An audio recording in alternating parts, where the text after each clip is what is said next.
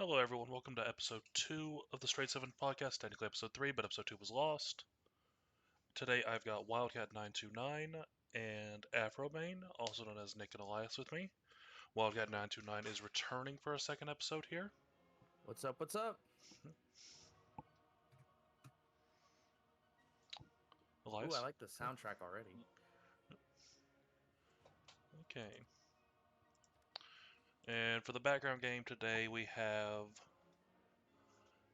the Civilization 6, all the DLC, all the expansions. I just want to make sure the game's not too loud. Is it in the background? It shouldn't be. I can turn it down a little bit, though, just to be safe. This is the wrong thing. Yeah. As much as I do like that soundtrack or that music. I'm glad you like it, because the title screen is the only place you're going to hear music. Oh, dang. Random. We'll do king, continents, huge. Huge. Yeah. Nice. All right, so what are we going to be talking about today? Well, Nick, we learned a lot about you in the last one, so let's flip it over to Elias. So, tell us a bit about yourself, Elias. Goals, what you want out of being a streamer, things like that. Uh, name's Elias or Afrobane. I've been kind of trying to do this thing for a little bit now. I kind of went into an esports background of sorts, but I've always been kind of good at doing multimedia editing and recording as well.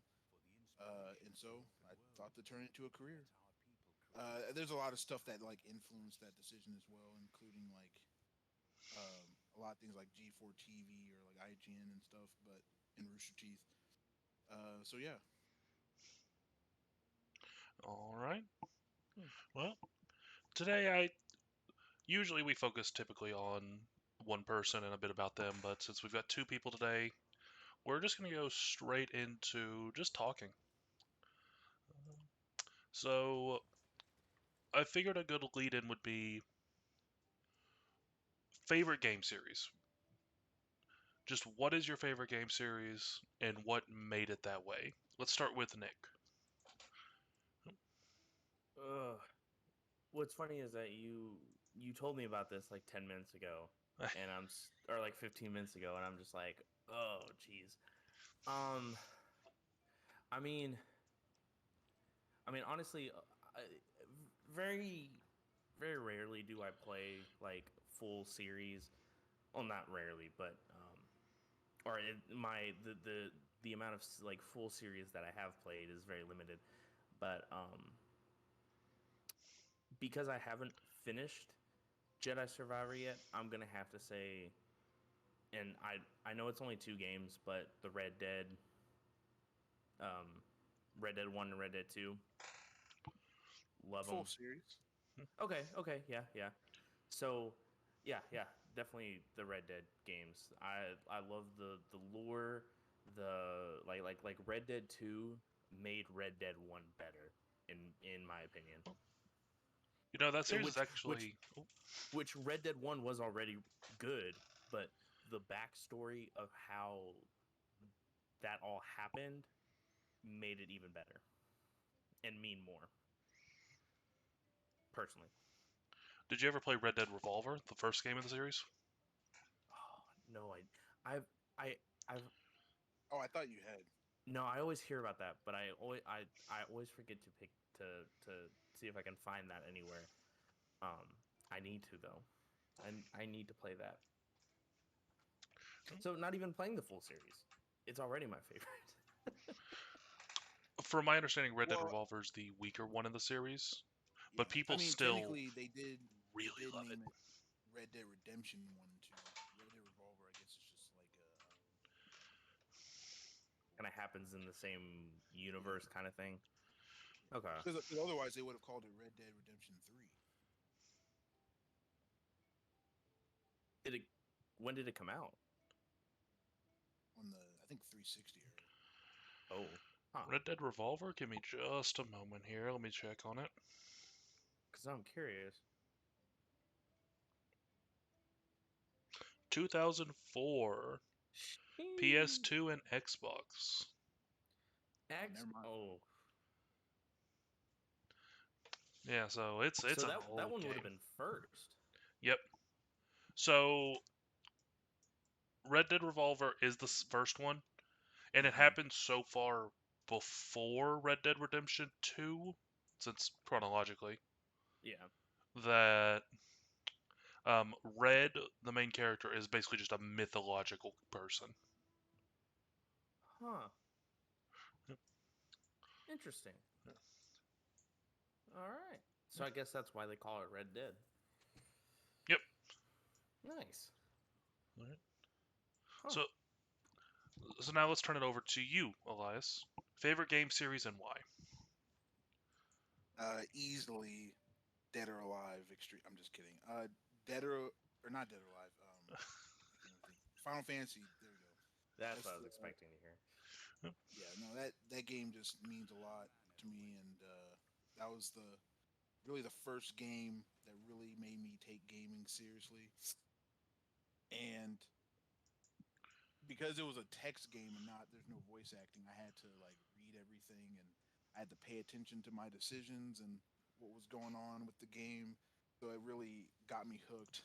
I remember staying up late and my mom was even helping me play it sometimes. But yeah, I really enjoyed the characters and things like that. And then I played just about every other Final Fantasy game after that. I haven't played all of them, but a few of my favorites is of course Seven, which I also love the remake. But I also like 13, 3, 15 was a good one, and even played a little of 14 the MMO. And I've played one. I've played a little bit of all of them, but I haven't beat all of them yet. But I do plan to here, especially on this new channel. Nice. Sounds like a goal. All right. Well, my answer to that is genuinely and probably incredibly surprising. Harvest Moon, which if you've never Interesting. played is just a really calm, really just you're a farmer. Go have fun. Raise animals, raise crops, sell them.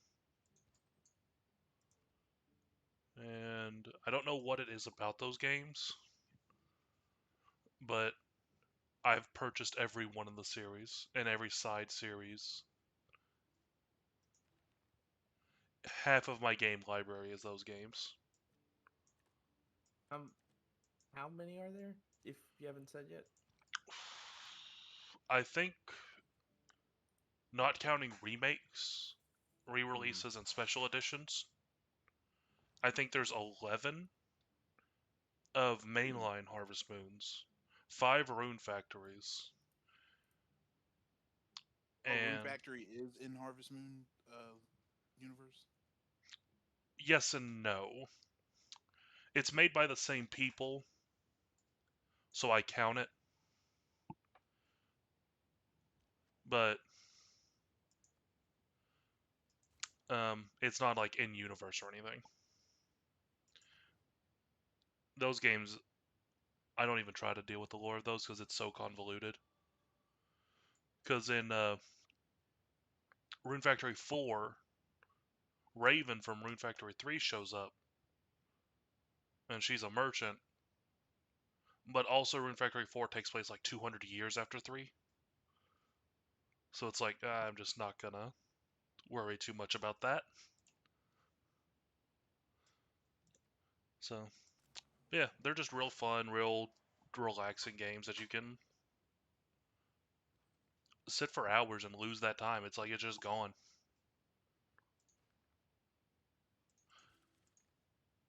Now, do you Hmm. think people's favorite game has an influence on how they are as people?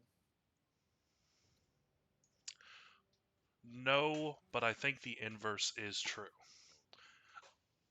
I think you What? could predict someone's favorite game series if you know them as a person. Yep. Now it depends on how much they like it. Some, if they like really, really like it, then I mean that's possible. But yeah, I think in most cases, what it's what Colby said, being able Well, to predict.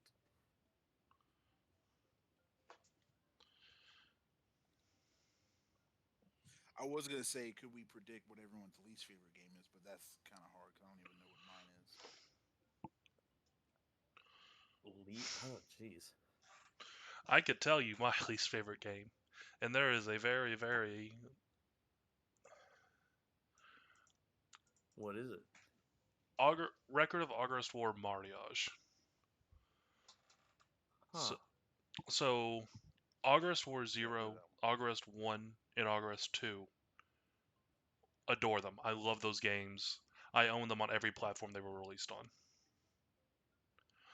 And then they said, "Oh, there's a new one coming out." And I know Sam has heard this story because Sam witnessed it happen live. And I was like, "Oh, that's great! It's a tactical RPG. I love those. It's got all these gimmicks that I like in the other games." And then Mariage was bad. The art style was horrid. The gameplay was completely different. It was more turn-based RPG than tactical RPG, and it didn't even Hmm. do that right. Would you And say it's your least favorite or most disappointing?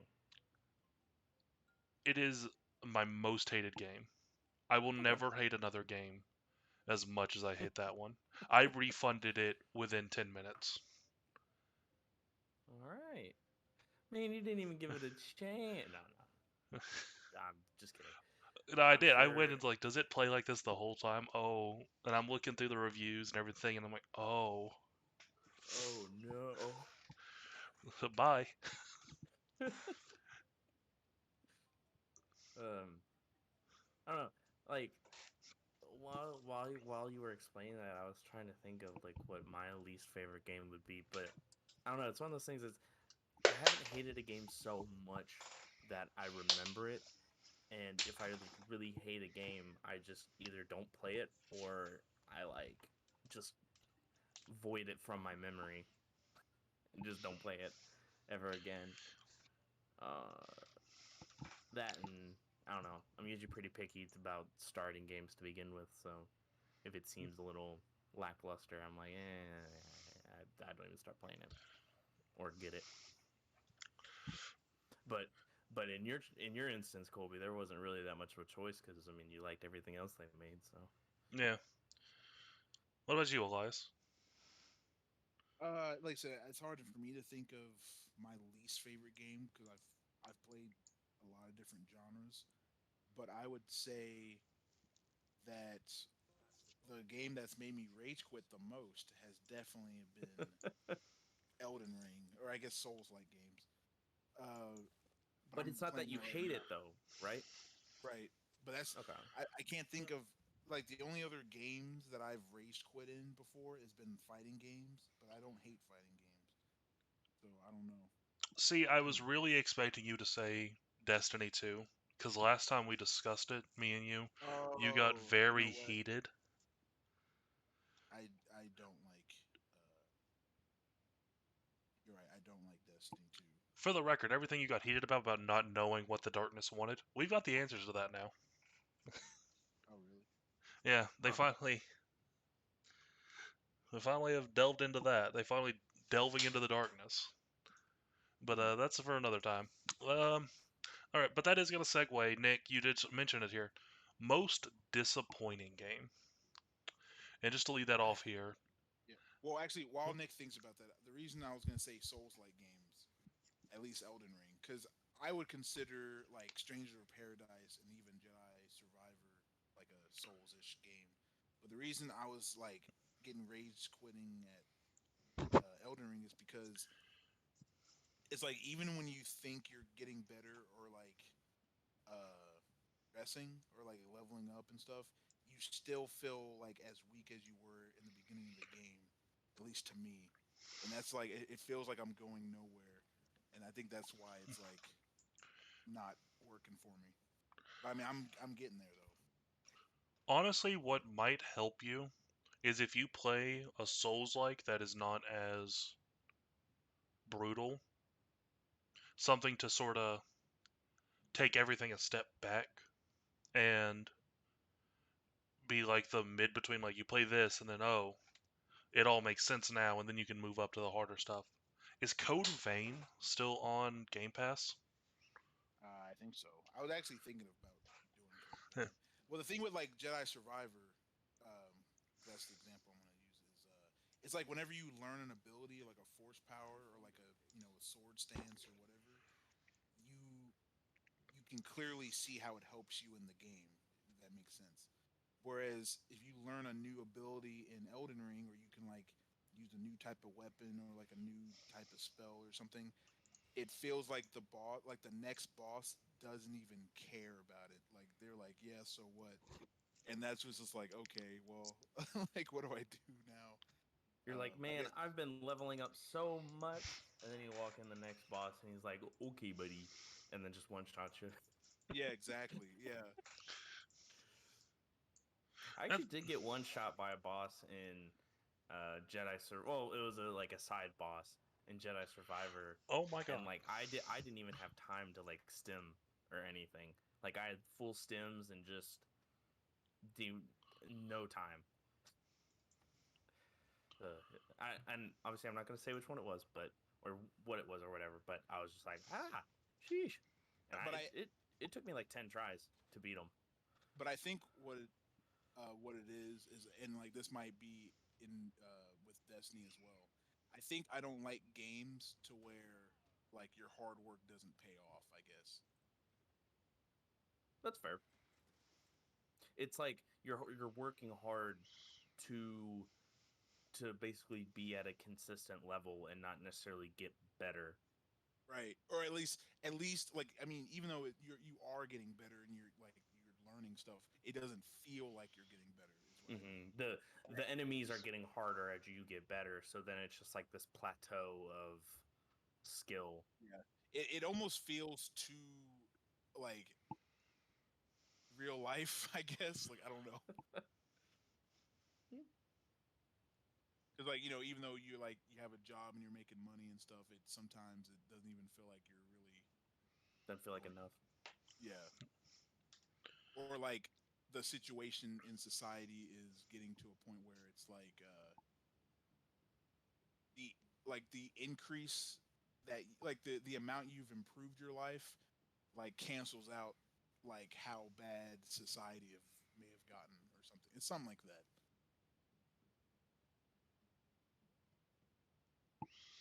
But that might be a little too dark to I don't know. Eh. So, That's just a general thing. But I guess I don't like games like that. Which I guess you could theoretically say roguelikes are like that, but I feel like roguelikes are I don't know. Like roguelikes are like because you get better as you die. Like you're almost encouraged to die, I guess. Hmm. have either of you played Vampire Survivor? Yes, No, yes. I have I not. actually really enjoy that game.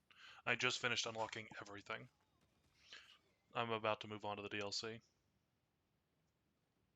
Yeah, but I guess what like in terms of like hard games, like if you want to count like games that are really challenging, I think my favorite has got to be Metroidvanias. Either Metroidvanias or like uh yeah, actually, yeah, just Metroidvanias because I really like the Metroid series, and I started playing the old ones because I've only played Metroid Prime, and I'm really enjoying those. So and I also liked Hollow Knight, so I guess I really like those better than Souls games.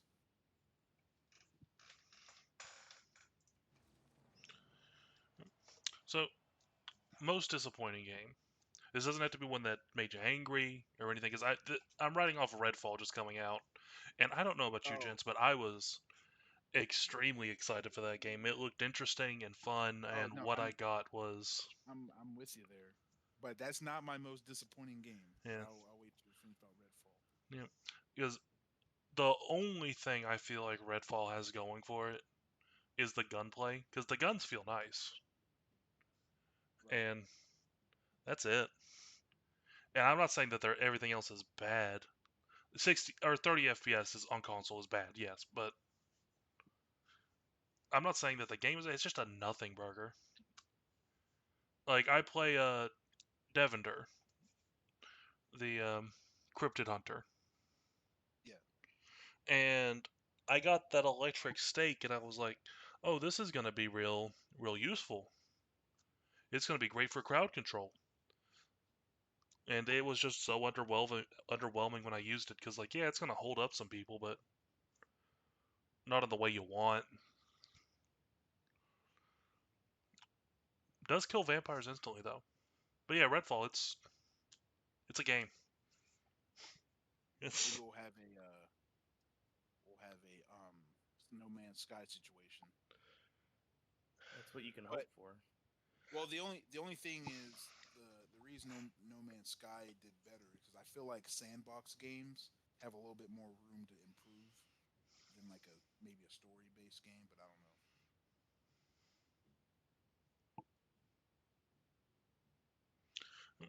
see, honestly, I hate what happened with No Man's Sky. Not it being an awful thing on release, but what everything that came after, because it set this precedent of with enough updates, a game will be good, so we can just release whatever game. It kind of set Oh, I would almost set a new standard almost. Yeah. say like Fortnite, but because well, I actually never mind. I would say Fortnite in terms of like a live service game. People think they can have like similar success. Yeah, but I mean, I don't know, that one's a little bit different because it's a like a not a like a open world multiplayer like No Man's Sky is. It's just a I mean, it's a battle royale, but I don't know, maybe. Hmm. But I guess um my more my most disappointing is, and this is a consistent. It's been a consistent for the past like 5 years. Just about any sports game that with yearly releases. Every year, I'm like, man, ain't no way it's gonna be the same game, and then it's the same game with just a different with a different home screen. Like they play the same, they look the same. Graphics haven't gotten better, maybe a little bit, but they just reskin the game and update rosters. Like the only Yeah, one that's done that a little bit better. I mean, MLB The Show. It's I can tell a difference between 22 and 23. I'll give them that. And 2K, the gameplay is similar, but they've done a lot with their My Career mode, and they've added more and more of a story to it every year. But those are the only things. Madden and FIFA, but basically EA Sports games. They used to be the standard. They used to be the goat. You know, EA Sports. It's in the game every year. Awesome. Mm-hmm. But for the past 5-7 years, they're like, oh, we're the standard. We don't need to work on this, and they just reskin the game. But yeah. I MLB The Show wonder. and 2K are actually doing something to make the games different and adding different things.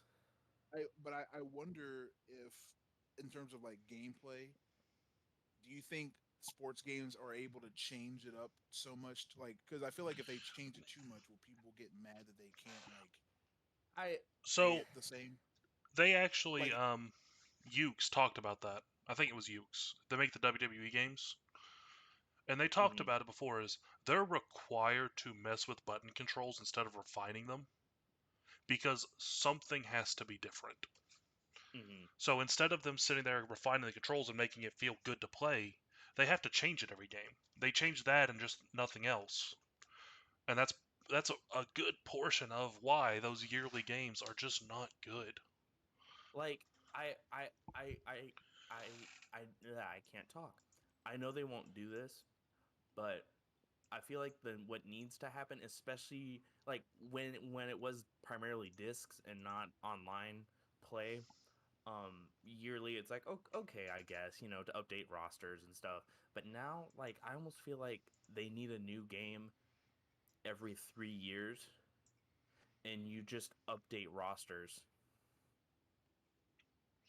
I Just, would almost but argue I they don't just know. need one, especially now. They probably just need one game per console generation and just keep updating that, and Yeah, then uh, maybe not necessarily have like a season or like a sports game version of a battle pass, but like maybe yearly you add more content to the story mode. So once you finish the story, okay, wait 3 months and we'll update. We'll add more content to the story mode or stuff like yeah, that I feel like that would make a lot more sense than working to create a new game and yeah, $70. $70 if you want to play the newest version. yeah. But Yeah, 'cause I would say like in terms of controls, it's kind of like the pass button is going to be the pass button. oh If they're gonna like change it up, at least especially people who play it like esports, they might be upset by that. Maybe yeah, I they mean, start changing controls like My that. whole thing with that whole line is technology does improve and it does change over our console generation. If you look at, let's use the 360 as an example. If you look at the games that came out when that started, all the way to when the last game was released on it, they're like it's a night and day. So to do the whole one game per console generation thing is it would really handicap them. At the same time, they do need to move away from yearly. yes, They need to use Well, online for more than just gambling. They need to use it to update rosters, matches, everything like this. add the reason I was add saying per add content, Mm. but not enough content for it to be a new game. Yeah, sorry, Yeah. Elias. What? the reason I was saying per console generations because like think of like Smash Bros. Right? Like they only have like one game per console generation, and they just add to it throughout the many years. I mean, I know Smash Bros. Ultimate's done now, but They uh, didn't really add content. They added a stage builder. DLC. The DLC, the way they did it here with Ultimate, was a first. Like they did DLC in the one before Smash 4, but it was like 2 characters. The way they did it now was a first for Nintendo. Which one thing you got to really understand about Nintendo is they are a toy company making video games. So they do things a lot later than other I mean, companies. they make they're. I would say they're a video game company now. They don't really make toys that much No, no, anymore. no. The Nintendo started as a toy company, and that's how they've always produced things. No, no, no. I know they started out as one because they started making Hanafuda cards and stuff. But I feel like they make more video game stuff than toy stuff They nowadays. make video games, but it's the way they do things. Because like the Mario 35, the limited re-releases, things like that. That's what a toy company does, and that's how they develop into things too. Is they do it from the mindset of a toy company making a video game instead of a video company making a video game. And doing like I feel like they rely more on physical copies of games than digital ones than other, or they did that later, I feel like, than other gaming companies. I mean, other like video game companies and stuff. Like I will say this: for first-party games, Nintendo's knocking it out of the park. Yes. They've had the most polished games. We're gonna ignore Scarlet and Violet because that was Game Freak, not Nintendo. But I like outside Scarlet that, and Violet. I like Scarlet and Violet too. I love it. Game looks like it looks horrid, but I love the game. But Yeah, but that was made by Game Freak. As far as Nintendo first, Zelda, Metroid, Mario Odyssey, they've been some of the most polished and best games. I feel like it's one of those things that not that they're simple games, but in not well like I'd say simple, but not in like a bad way. They make them not too complicated to where it's almost hard for them to not be polished. That's part of it, but also Nintendo has a much higher internal standard of quality. They don't want something bad attached to their name. That's actually why they're so hard on fan games too. They're kind of like the Disney of the gaming world. Kind of, but without the well, never mind. Without the racism, allegedly. It's Speaking of Disney, which I guess I can kind of go in to talk about my most disappointing game was, at least of lately, was Marvel's Avengers. I'm sorry about that.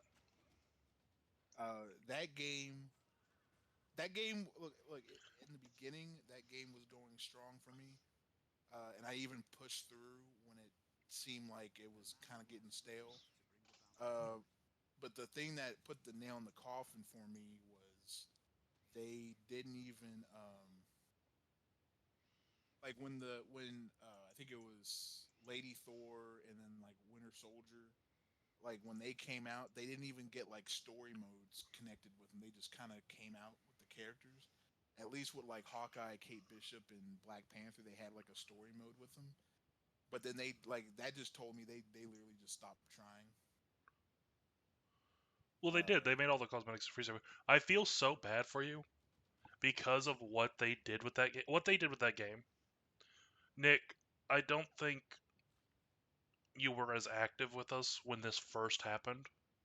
But here's how Marvel's Avenger leads in. It leads in with this big single player section with No, Miss I mean Marvel and yeah. I played Marvel Avengers where like and I was like, oh, let me play with Elias. Oh wait, I have to go through this whole single player thing real quick. Yeah. The whole thing with that is they never in the trailers. It's a live service. Yeah, you can play with friends. Yeah, they never said how bad it was gonna be with that. They never said how bad the loot system was. I think the most egregious thing they ever did was slow down the leveling. yeah, That that was my moment of yeah, no, bye. Did they say a reason why they slowed Because down people were leveling? leveling up too fast. Bruh, well, that's when you well, just well, add more levels. well, no, well, what happened was the end game content, and I say end game content, like I guess like the harder missions where you can like get exotic gear and all that stuff. Mm-hmm. People were knocking those out of the park because they're reaching max level like way before like they were supposed to, and so they it made those missions like cake. And so It didn't seem like a bad thing. It seems fine. Yeah, I don't see how that's a bad thing. well, So let's no, go. no, no, I don't think it's a bad thing either. But I guess they wanted it to be like one of those, like they wanted to be where you're, and what is probably what happened with like why I never finished the game too is they wanted to be where you had to play with other people to beat it. Like you can't solo it, but people were so strong they could solo those like raids because they were so powerful. So they made it to where you had to like um, level up slower and then like because there's two missions I still haven't beaten in that game, and it's because you have to have a party of four, and you can't do it with randoms. So I still have not been able to do those two missions, See, even I though also don't like that because no matchmaking is horrid. I've started replaying Destiny 2.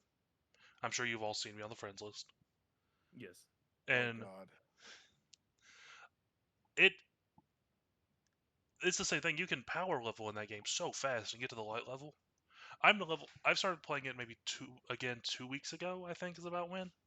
I'm 98 on the battle pass, level 98. Sheesh. I've been playing That's the good. fuck ton. I'm still not at the max light level though. Hmm. But at the same time, it's like the grind's still fun. They've added so many new things. Like that's kind of where Marvel's Avengers went wrong with what they did. So I think the way they did it, first of all, is of slowing down how much EXP you get. I think that was wrong. I think they should have increased the level cap or the levels or the experience required to level Mm-hmm. because Well, that looks better on paper. That looks better they because they added that what was it, the champion excuse me, the champion levels, but they did that like after they slowed down the leveling. So then the champion levels are taking forever to get through. yep, yeah. If you had just said like, okay, so here's two statements. We are slowing down the EXP growth because people are leveling too fast versus we had to raise the level cap or the experience per level because it was set too low and we didn't update it. One of those sounds more like this was a genuine mistake, people weren't supposed to be leveling this fast, and the other is stop playing our game so much. Go out, Right. touch grass. No. Yeah. But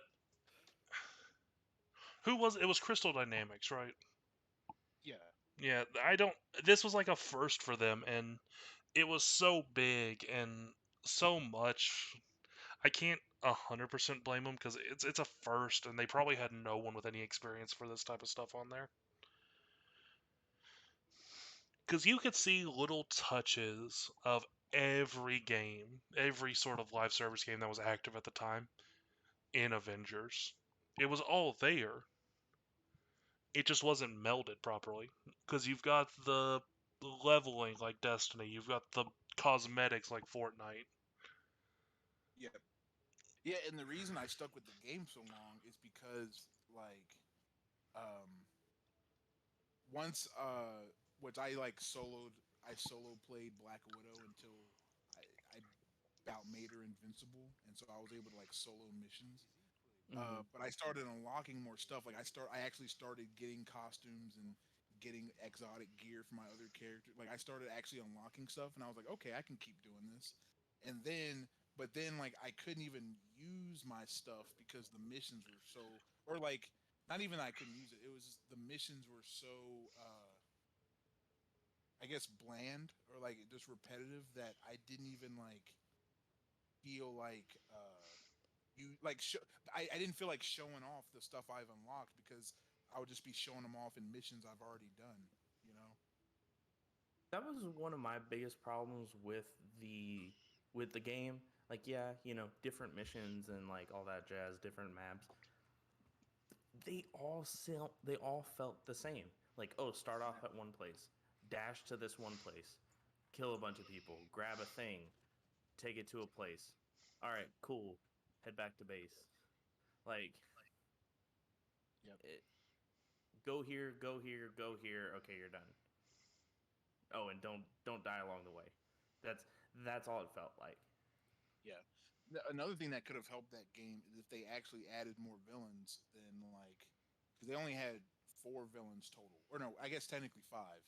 There or no, never mind, six. Sorry, because there was Abomination, Taskmaster, Monica, uh, Doc, and then there was Scar, Claw. Sorry, I almost said Scar. Claw, and then there's a technically a sixth one if you count like the robot that copies all the Avengers powers, but you only fight him in the story mode. But like I don't know, I feel like they could have had more villains, and that would have at least made it a little bit more exciting because they dropped the whole Loki thing. Loki showed up, and they just didn't even continue that. Mm, they had Uh, next to no bosses. I mean, And who then was it? they even teased that the Kree were going to show up and you had to fight the Kree. But then when the Hawkeye stuff came out, they just made it to where it was like the future apocalypse where the Kree already came and destroyed everything. It's like why can't we play when the Kree show up? I feel like I feel like the biggest disappointment with that game with is that with like such a universe as Marvel one. Marvel, there's so much potential. There's Yeah, no, and so see, much you can that, pull from. So, like yeah, it doesn't matter if you can use the actor's likeness or not. They're well, still the person. So like, just okay, cool. Like I. well, the thing that was cool about it is that they're trying to do more like comic book stuff than like MCU stuff, but they Mhm, still should have capitalized on the because it came out during the like kind of like the height of the MCU. That's when it was They could revealed. have, Yeah, yeah. So which like, that's what made people most excited about it, which probably didn't help. because I know when people were saying like, oh, they're just like knockoffs of the MCU actors, and people were complaining about it, I didn't really have a problem with it. 'Cause- excuse me, because the characters didn't really feel like the MCU characters anyway, so I didn't really Hmm. mind it. But it was just that they could have did because like even they would dip into it just a little bit whenever they would come out with costumes from the movie, or like when the Miss Marvel show came out on Disney, they had her costume, like you can get her costume and stuff. Like they did it a little bit, but they never really like, I don't know. I feel like they should have done like, even if it was like a non-canon mission or whatever, where you had to like fight the villain from the movie that came out or the show. Because and here's a difference, right? And I'm gonna go into another game I like playing, which is Marvel Snap. The thing, at least what Marvel Snap does, is at least they play into like what's happening with the movies and stuff. Like currently, they're doing a Guardians of the Galaxy season because of the movie that came out, Hmm. and Really good movie, so by the way. Highly recommend it. Continue. I haven't seen it yet, but It's good. at least, but I mean, like, and they're at least like doing it where they're not spoiling the movie, but they're at least theming the season around like the characters from the comics and stuff. Like, oh, you know, Nebula and Cosmo, like you at least like are looking at the characters. Hmm. But they didn't do that with the Avengers game.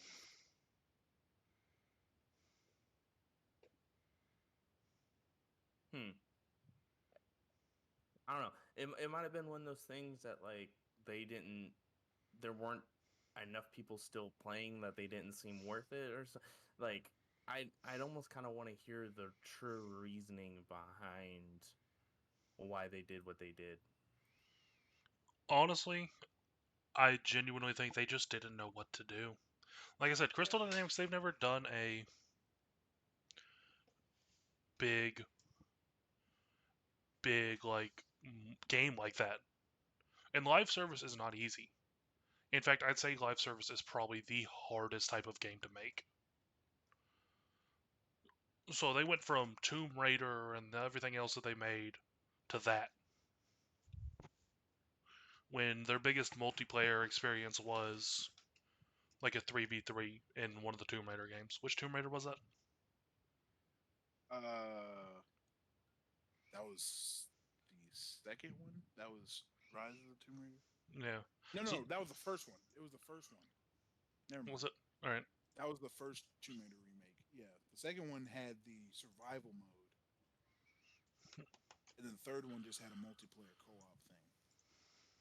Yep. Yeah, so they went from that to Marvel's Avengers, and that kind of puts into perspective how little experience they had going into that. I will genuinely say Marvel's Avengers failed because Crystal's Dynamics didn't know what they were doing. Yeah, Hmm. And but I like can't. I said, that was, yeah, but that was, and like I said, it was also like Square Enix, which I know they're not the same people who did the Final Fantasy games, but Square Enix has like I would say a fairly decent track record for me. I know not all their games hit, but I was like, when I first saw that Square Enix was taking on, and Crystal Dynamics was taking on um, Avengers, because like I said, I love Tomb Raider is one of my favorite games along with Final Fantasy, and I was like, oh, these are like they're handling this. I was like, this game's gonna be lit, but I guess I felt the same way with Redfall too, because I liked Arcane. Yeah, Redfall. I really don't understand what went there. Like I said, I can attribute Crystal Dynamic or Avengers to Crystal Dynamics and experience. I don't know what I can put on Redfall because, Yeah, I mean technically it is the first they're doing a four-player game, right? Like that. but you can play that game solos and it doesn't change it. So I wouldn't really put it as that being the issue. Mm. I think it's because it's a looter shooter. I think if you removed the weapon rarities from those guns, gave it another coat of polish, and just made it so that you have a skill tree, Hmm. the game would be better. Like, give it another polish, clean up some of the visuals, and clean up the lack of. And Haunting said it, and I didn't really get what he said until I played it. But the lack of weapon movement when you move is really disorienting. It really does feel like you're just gliding across the ground. And The thing I think would help the game, uh, which might be a little bit different, is I think they should have made it a linear story with like a four-player campaign, kind of like Halo or like Gears of War. Like I feel Hmm. like they could have had a. I feel like they should have done a more linear story. Like I like they almost could That have way, had the that whole way, like way the game is now, but also the linear story stuff. So like yeah. it's just kind of like a yeah. That way if people like that way if or that way they can focus on like the cutscenes and the storytelling, and then like you're bringing your friends along for the ride, and then and even if you're playing by yourself, I feel like the other three people should be computer controlled and make it like a linear like story. I think. I can see that. Hmm. Yeah, I honestly thought that this was a very interesting way to do a story like a story game, a story based game. Like I I don't know, it just I I feel like it's one of those things that you kind of have to all play together every time,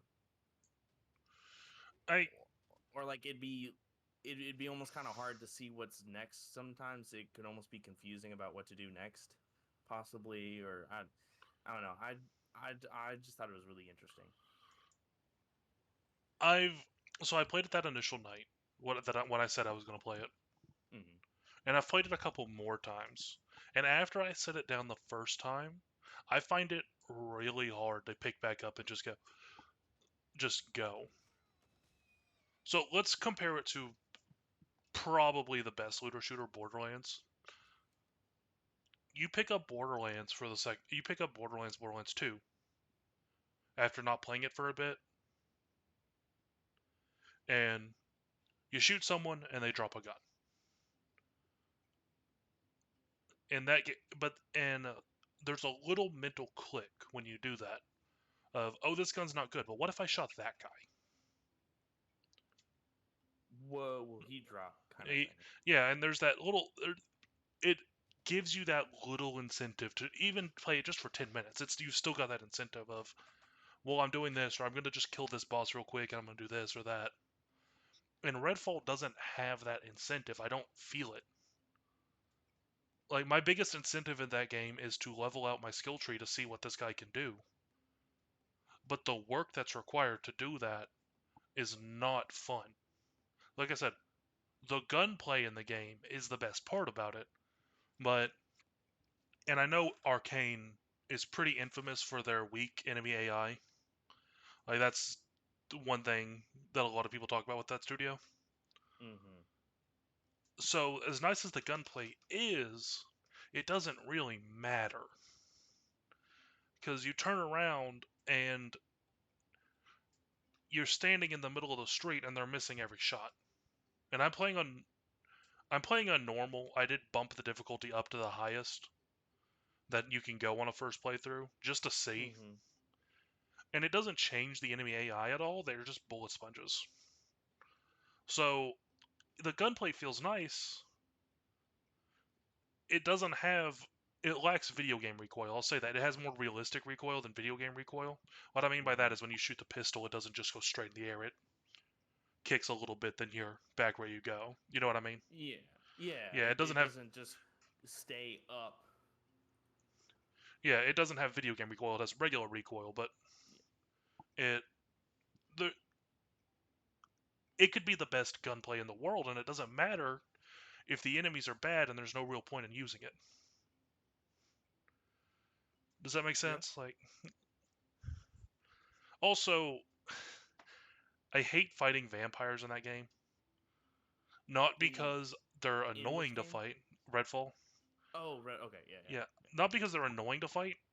I use a shotgun, I kill them in 2 shots, and the electric stake will fry them. But Mm-hmm. because the animation. I wish I could disable that animation and just do a quick jab. Because nothing takes me out of a firefight more than some prolonged animation I can do nothing about. Mm-hmm. Because it's got those two. There's two anim. There might be another one, but I've only seen the two. And one is where you shove it down, and one is where you push it back. And they're both just so meh. But at the same time, they're just long enough, and it takes your camera that you lose sight of every enemy around you. And I would just so much prefer not to do it. Yeah. I do think Redfall could be a good game. I think it has an infinite amount of potential. But Yeah. I don't think Arcane can do it. I don't think they would even. And part of me wants to put it on Microsoft because I know Microsoft pushed that game out the door. Mm-hmm. But again, I don't think Arcane is the one to make that game good. And that's not dogging on Arcane. I think it's literally just they wouldn't know where to begin. It's so different from what they've done before. Mm-hmm. Hmm. I don't Yeah. know if you can tell a running theme is I very rarely blame the developers on being lazy and more on the actual process they're stuck in. Oh yeah. I Yeah. mean, there's only so. I mean, if you're being told to do a certain thing, you might not necessarily agree with it. But I mean, if you want to keep your Bills have to be job, paid. Yeah. yeah. I mean, you got to do it. A lot of developers don't get paid until a checkpoint is reached with a game. Mm-hmm. So they're working with no money until that checkpoint is reached. They don't get there's no hourly or anything. It is literally just did you make enough progress? No, you don't get paid. So I don't believe any game developer goes out with intent to make a mediocre or bad game. But I Mm-hmm. also believe there can be a lack of care that develops over time. Yeah. I think Avengers, I think that might be one of the biggest of. They didn't set out to make a bad game. And you can tell that there was something there with the story stuff that they did. Yeah. Oh no. But it Yeah. turned into just they don't care anymore. All the cosmetics are free. It's dead. Whatever. They're not going to try. And yeah, it's Redfall's not good. It's not bad, but it's not good. It's. I think the best way we described it after playing it the first time, it's not a game I'm gonna play by myself. I'll play it with anyone that wants to play it, but I don't know who's going to want to play it. Yes, if it's like a man, I don't know what to play. Hey, we haven't picked up Redfall in a while. Eh, all right, sure. I'm going to But let them give it a couple updates before I try again. I'm not going to uninstall it. I'm going to give no, it a yeah, yeah, couple updates. Then I'll launch back into it and see what's changed. And if it doesn't feel like it's any different, then that might be the nail in the coffin on that. No pun eh, intended. dang it. I thought about it as I said it. Yeah. So flipping it back. So back onto disappointing games. This one's gonna sound really weird because the game's not bad. I'm gonna say this and I'm gonna preface it. The game's not bad. Mm-hmm. People love it. Stardew Valley. I'm sure That, you've heard everyone and their mother talk about how much they love that game. yep. Oh yes. And I was told, it's like Harvest Moon. They've not released a Harvest Moon in a while, a good one. So I'm sure you'd love it. And this and that. And I was told, I was sold the world. And I got in there, and I didn't like how the graphics looked, the pixel art. I thought it looked a little weird, honestly. I tried to pick up Stardew Valley, and I'm not that it's a bad game. It's just it's not my kind of game. If that makes sense. Like Its gameplay loop for farming sims is so much longer than any other. It has too many NPCs, and that sounds weird to say a game has too many NPCs, but it does.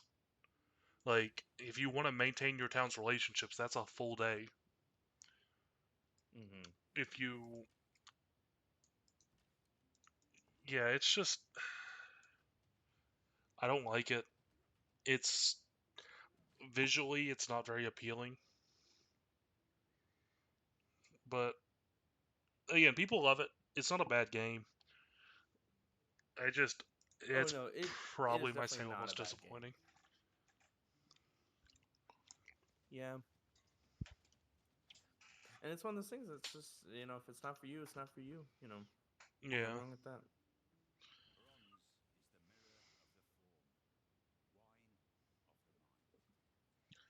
So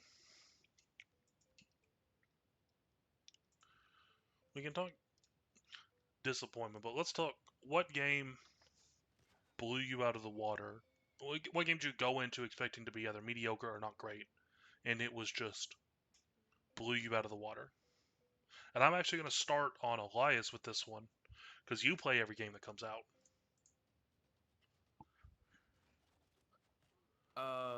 Elias might not be able to answer for just a minute. He did say he had to step out for a second, but I I don't know, when it comes to like games that I wasn't expecting much out of. I don't know. Um, I I need to play this a little bit more, but a game that I have been liking a lot so far is the um the Contraband Police, because it's basically a game where you're playing as a border patrol guard for a communist country in like the 80s or something like that, 70s, 80s. And um like I'd seen some stuff about it, and I was like, okay, that seems like a fun, like, casual game. And I started playing it, and then it's like, oh shoot, this person wants you to join a rebellion or whatever, and like, oh, do you go against your CO and join this rebellion, and like, do you have to act like you're not a part of anything or whatever. And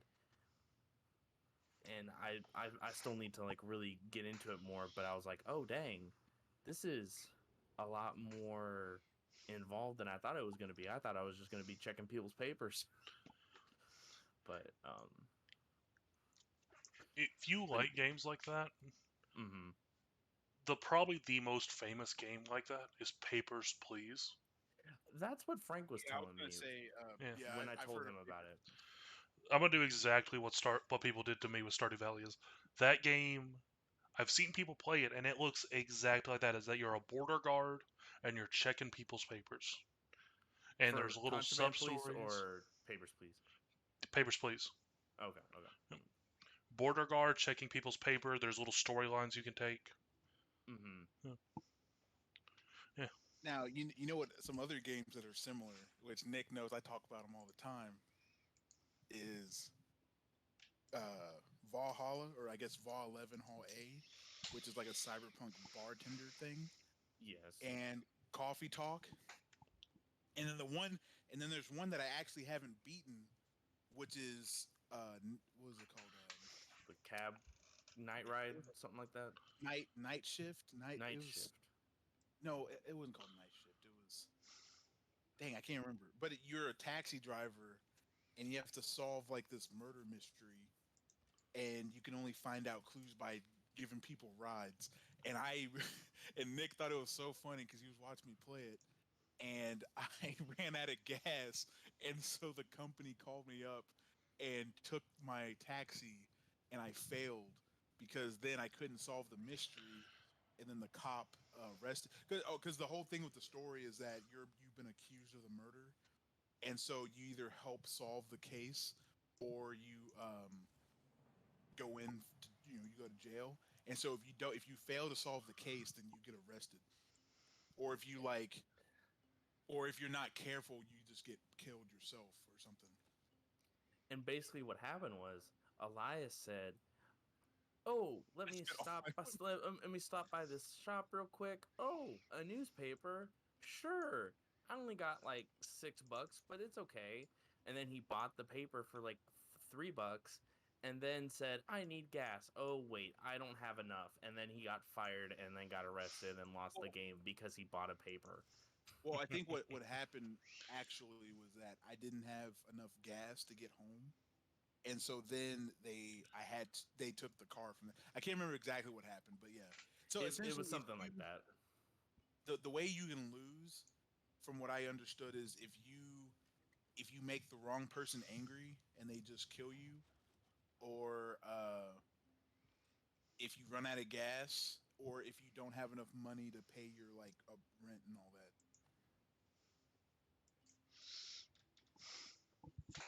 But yeah, those type of games I like too, because those are like you're really just clicking through text and deciding things, which is very interesting. Which is kind of like I almost like them better than Telltale games, which is another series I really like. Which I do. I like I said, don't get me wrong. I love Telltale games. But a lot the Telltale games you have to like actively like kind of move around and do quick time events as well as make choices. Whereas games like Papers Please, you just kind of like you're kind of like doing a job. So it's like you're doing the story in addition to doing your job. Like you're doing the story of the murder mystery, but you're still like a taxi driver. So you still have to drive people around that has nothing to do with the murder mystery, you know? Hmm. So I thought it was always like interesting. And then there's like side stories too, right? Even though like these group of characters have nothing to do with the murder mystery, they have their own little problems going on, and you can like solve it by doing different things. Hmm. But I think those are really cool.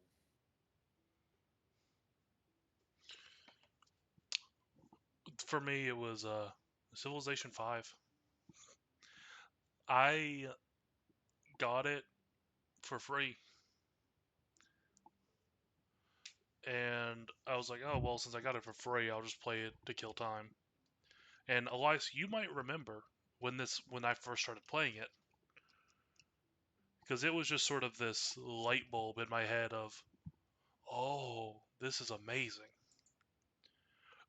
I remember because I distinctly remember playing it so long, my laptop overheated. Oh yeah, I think the first Civ game I've played, which I don't even, some people may not even count it, was it Civ Revolution 2? Mm, I don't think Is it that what it plays like was? this one, does it? I it's been a while. No, the Revolution games were more cartoony, I guess. Like it was a little bit more close up. Like it wasn't you. I don't think you could zoom out that far in Revolution. Revolution, I would say, was more of a multiplayer game than like a strategy game, if that makes sense. Unless these play similar too. There's a multiplayer to this, but Well, like with eh, Rev 2, I guess I don't know if Rev 2 is just like a faster version of this. Like I have no idea. I just know like is the objective still like first civilization to reach like the get like the scientific advancement, is that what it was? Or like go to space, I think. that's one of the ways to win. Yeah, it was like you had to have you had to have seven It's not my wonders, preferred. go to space, or you have to like kill everyone else. It was like one of those, wasn't it? Those are two of the ways. Yeah, there's also culture victories where your tourism is so high, everyone just abandons the other countries. Oh, I don't think that was a thing in Revolution. I think it was just the space, kill everyone, or the seven wonders, which I don't know if they just kind of made that into the tourism thing.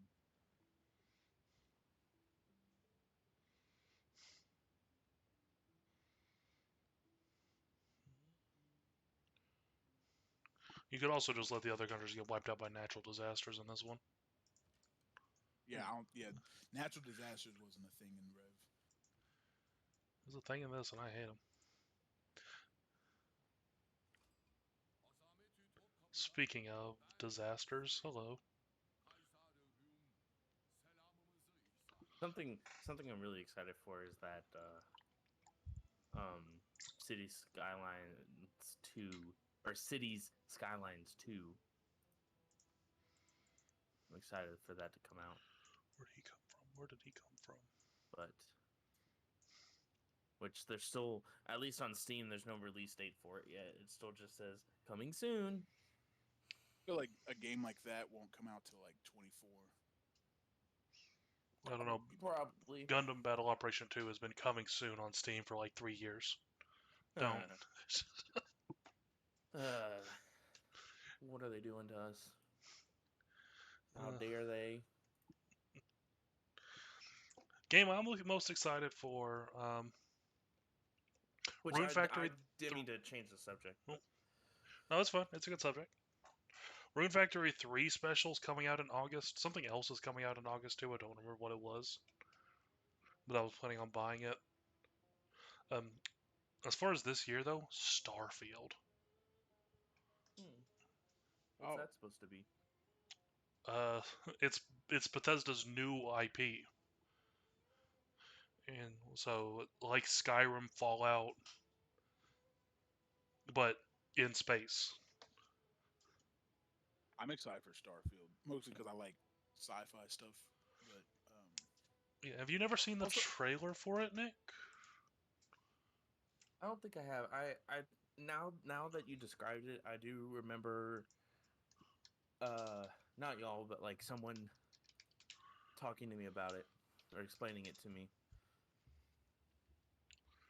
imagine, I would say, which I would imagine like a space game, but you can. But it's I'm Skyrim. assuming.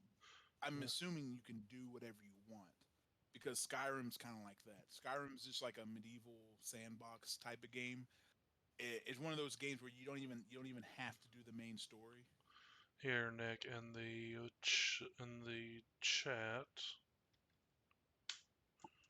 Here's the gameplay trailer. In the Core Creativity's official Discord. In the podcast room chat, not notes, but Oh, the actual chat here. gotcha. The thing with Skyrim and I couldn't really get into Fallout, but the thing with Skyrim is that you can do what you want at your own pace, type of thing. Like you can be evil, you can be good, you can try to do the main story, you can do side stuff, and then or you can just you know start a family and farm in Skyrim. You can do that. Yeah. And you Yeah. can just like do it. You can play it like a farming sim and just like make money by selling things and just like you don't even have to like fight anything. And I'm assuming Starfield's going to be very similar. Actually, I think it is because isn't there like different factions that they teased? Something like that, yeah. It was actually mentioned in the gameplay trailer. Yeah, the only ones I remember by heart was there's like the Alliance, which is I guess the main good guys, and then there's like the pirates, which I'm assuming are like neutral. I couldn't remember who the like villains were. If there are. Yeah, there was backgrounds and things. I'm looking now. Which Skyrim didn't really have good guys or bad guys either, right? Because it was just Oh, like it was literally very much a. Well, no, because okay, well, because so when I played Skyrim, I chose the Storm Guard. What are they Stormcloaks. called?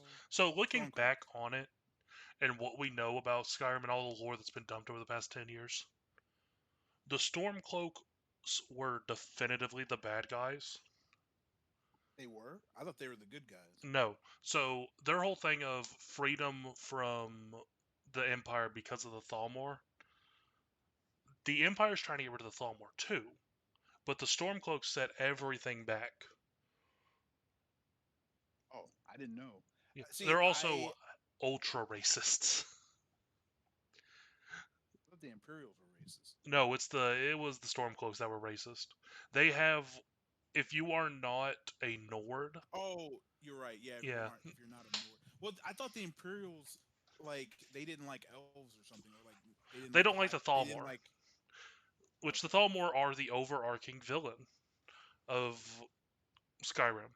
Like they're not the in-person like these are the bad guys, but Okay. like when you look Yeah, because into it, into the story and things, everything is because of the Thalmor. They're the bad guys, and the Empire I wants them totally interpreted that so wrong. Well, gone. I guess it's up for your interpretation, but I mean, I didn't think the Imperials or the Stormcloaks were necessarily good or evil, like because they both. Because I did start the game with both sides, but I ended up like doing with the Stormcloaks.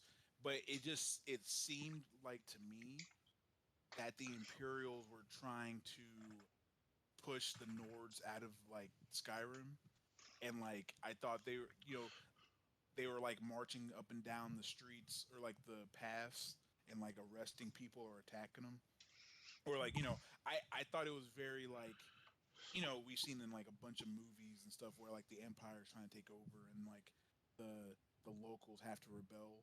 Like I thought it was a very much like that kind of situation, even though I will admit the main dude for the Stormcloaks, what's his name, Ulfric. oh yeah, I did not like him. I did not like him. Yeah. So But but here's the thing. Even with that, I didn't really like help the Stormcloaks. I just decided to go with them. But I ended up doing a whole bunch of side stuff anyway, and I think I ultimately decided to go with which I don't know if they're like. I kind of went with the Thieves Guild more, I guess, or yeah, Assassin's Guild. I can't remember. I might have did both. the the on paper, like if you just looked at them just from what they're wanting from the start, with the Stormcloak Rebellion of them trying to free Skyrim from the Empire, on paper it makes a lot of sense. Like we want to be independent, and then you actually start digging into the Stormcloaks. Well, we want all the elves gone: Dark Elf, High Elf, Wood Elf, gone. Well, we want the Imperials gone. We want the Argonians gone. It's like, oh,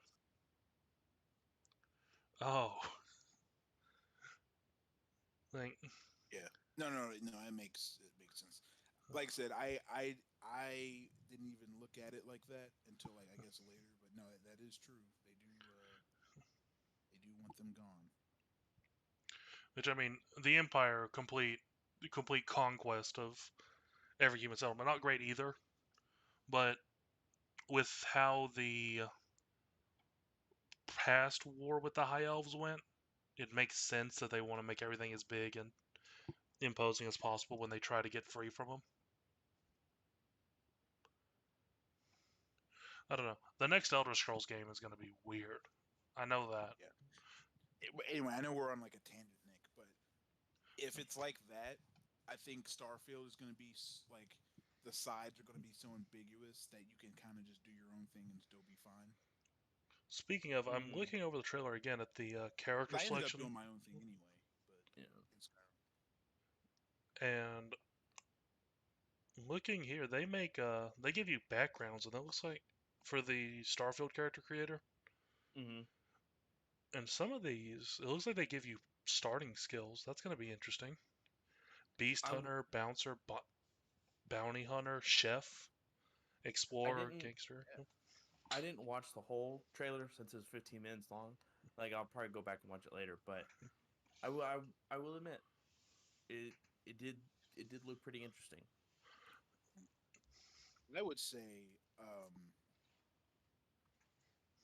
and this might I don't know if this is fair to compare this, but my favorite like futuristic space sci-fi game is actually Mass Effect. I think my love and adoration And for Mass Effect and Dragon Age is well documented. yeah, well, I'm saying besides like Andromeda, I think Mass Effect I think was really fun, and you got to see, but like you play as. I think that kind of game is like really good in terms of like universal conflict. I don't know if Starfield's going to do the same, but I feel like whenever I play space like games, I always imagine it like Mass Effect, where I'm like a person getting a bunch of crewmates or friends together to fight the enemy or something. And so I feel like I wonder if I'm going to unconsciously start playing like that. See, I'm hoping against that because I want this to be a space game where I'm just a guy, just someone who's there going about their day and show that it's exciting. Like, Mm, you don't need this big war to, go here and shoot the bounty hunters that are after you or whatever. It looks like there is a storyline because, especially in that gameplay trailer, you're looking into a derelict, what is it, a lab? And yeah. for someone. So there's definitely something there. I'm just hoping it's not big space battle because at that point it starts cluttering where you can go, Yeah. which I'm still. We don't know anything about it. June 11th, they're doing a Starfield showcase, and they have been pushing it really hard. So I'm hoping they show more gameplay.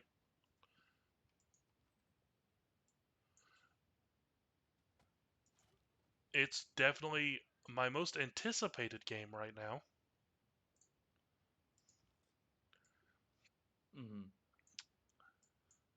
I mean, honestly, I would be surprised at that showcase if they don't have more gameplay because I feel like that's the kind of thing that you show at you know a video game that's coming out showcase. Yeah, look, Uh, okay. Maybe just kind of like later in the gameplay or something that shows a more advanced, more leveled up character or something. hopefully. Last time they sort of focused on initial gameplay and dialogue. Um, so I don't know. Baldur's Gate 3, that's what else comes out in August. That was bugging me. Um, this year is set up to be really good, especially for me. Rune Factory Mm, 3 Special, Baldur's Gate 3, Starfield, Armored Core 6, which have you all seen the release trailer for that? yeah. Have you, Nick? No, I'm not. Okay, this trailer is like 3 minutes, so I'll. It's like a more gritty mech suit type of game. I guess. I is it Here. darker than you would say like Titanfall? It's nothing like that. The only relation that it has to either that or MechWarrior is you're in a mech. No, I Outside of meant like that, tone. Like, is it a darker tone than Titanfall? kinda. I posted this gameplay trailer in the thing, Nick. Got it. I'll take a look. Yep. 'Cause I feel like Titanfall, even though it was like a war, I felt like it was very comedic at times. And like in Gundam is Gundam, but It's like in the if Gundam and MechWarrior had a love child. gotcha. It's and that child grew up in a home that fucking beat him. Wow. It's yeah. Feed the fire, let I the cinders guess burn. the games that I'm looking for coming out. There's a lot of fighting games coming out, like Tekken, Street Fighter, and Naruto Connections. And then I'm also and then the Grand Blue Rising. And then I'm also excited for the Final Fantasy remake or Final Fantasy 7 remake part 2. I think those are the games I'm probably most looking forward to that I can remember. Yeah. It's it's set up to be a really good year. If they don't screw it up like these past few games. I mean, I feel like they I feel like nowadays, I'm almost worried if they spend more money on the trailer than they do the actual making the game. That's what happened to Cyberpunk. Oh yeah, no, definitely. Oh And my god. You just reminded me with Cyberpunk. I was so excited for that game. there I thought wasn't a Everyone person was. I alive thought who for wasn't excited. well, because Cyberpunk is like my genre. Like that's I love like almost you can almost say Star Wars is like part of the Cyberpunk thing if you want to count it. But like Cyberpunk. It's a push, Space but yeah, fantasy. it's a stretch. Sorry, I meant Star Wars influenced my likeness for that. I meant. Mm. But like, oh, I was, and plus I love Ghost in the Shell. Like, I was like, dude, this is gonna be the game. Oh, because the main thing that was weird about the game was they've made improvements and stuff, but a thing that they still haven't put into the game that was weird is that you still can't customize cars. They finally made it to where you can kind of customize apartments, but you still can't customize your car. Like, come on! When Like now they they've showed that ended in the support for trailer. it. So No, yeah, that game looks really good, but seems seems like y'all will definitely like it. But it looks pretty yeah, great for a money management game. um, but no, yeah, I Cyberpunk just like I mean, it's been said once, it's been said a million times. It just it didn't it didn't live up to the hype, The biggest I problem and they is the did to people that themselves. made the trailer, the people that were pushing it in the marketing team, knew nothing about the game. They knew on paper what it was about, but they didn't know like where the current build was, what the current plans was. They've talked about it before, how when that trailer came out, the whole dev team just jaws to the floor because none of that was in the game. That's not how it They're like, looked. Nothing. wait, that No. can be in the game? And they were like, "No, we've not done any of that. No, no, no. None of this is right." And the marketing team went, "Okay, push, push, push, push, push." So it really did come out of left field for a lot of people.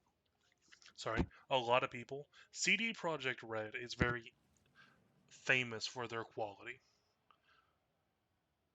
Like the Witcher series are some of the most loved and polished games around. Not for me. I've tried to play them a couple times, but people do love them. So people love everything they've put out, and I, honest to God, wonder if that worked against them on this. Because if people love everything that you've done, you're going to assume everyone's going to love everything you do. And then Cyberpunk. I still think Cyberpunk was a fun game. Like I kind of just played that with rose tinted goggles. Uh, but I yeah, it definitely tried. had its problems. I tried, and then my car fell through the world. See, funny enough, I haven't had any game breaking Well, bugs. Like you've I've been seen playing some it like recently. I played it on release. no, I played it on release too. I just like stopped playing for a bit. But like even when I was playing it when it came out, like I didn't experience any like game breaking bugs to where like I fell through the map or something. The only things that I thought was weird is that like how the NPCs acted, but I haven't had anything happen to me Mm. specifically. I think Kenny had it the worst because his game was just broken beyond repair. Like vehicles raining from the sky, broken. See, I almost wish that happened to me though. Like I kind of thought that would be funny to see. I think one of the worst was when I had my I did the quest and I got the gold car from the guy. The fight tournament. Hmm. I got the gold car from the guy, and I got out of it because I got the Batmobile from Yeah, that secret car. Yeah. So I wanted to drive it around. So I got out of the gold car and I took off and I went like across the city and I circled back because I was just driving around doing whatever I could find. It was my 100% playthrough. I was working on 100% of the game. So and I drove back and my gold car was still there. It never despawned or anything.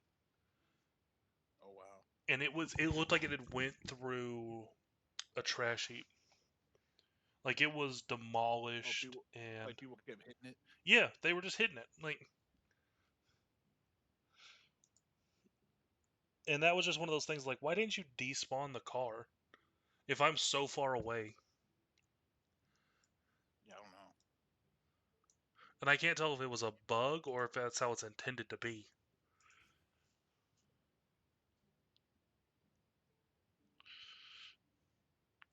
Uh, But yeah, what other game was a glitchy mess we played recently?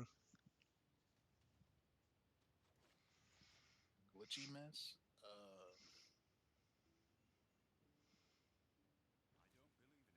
I can't think off the top of my head. Yeah, I know Jedi Survivor's gotten reamed. It's had a lot of PC performance issues. I don't think they extend. No, actually, some of it does extend to console. Um, Performance drops, things despawning when they shouldn't, things like that.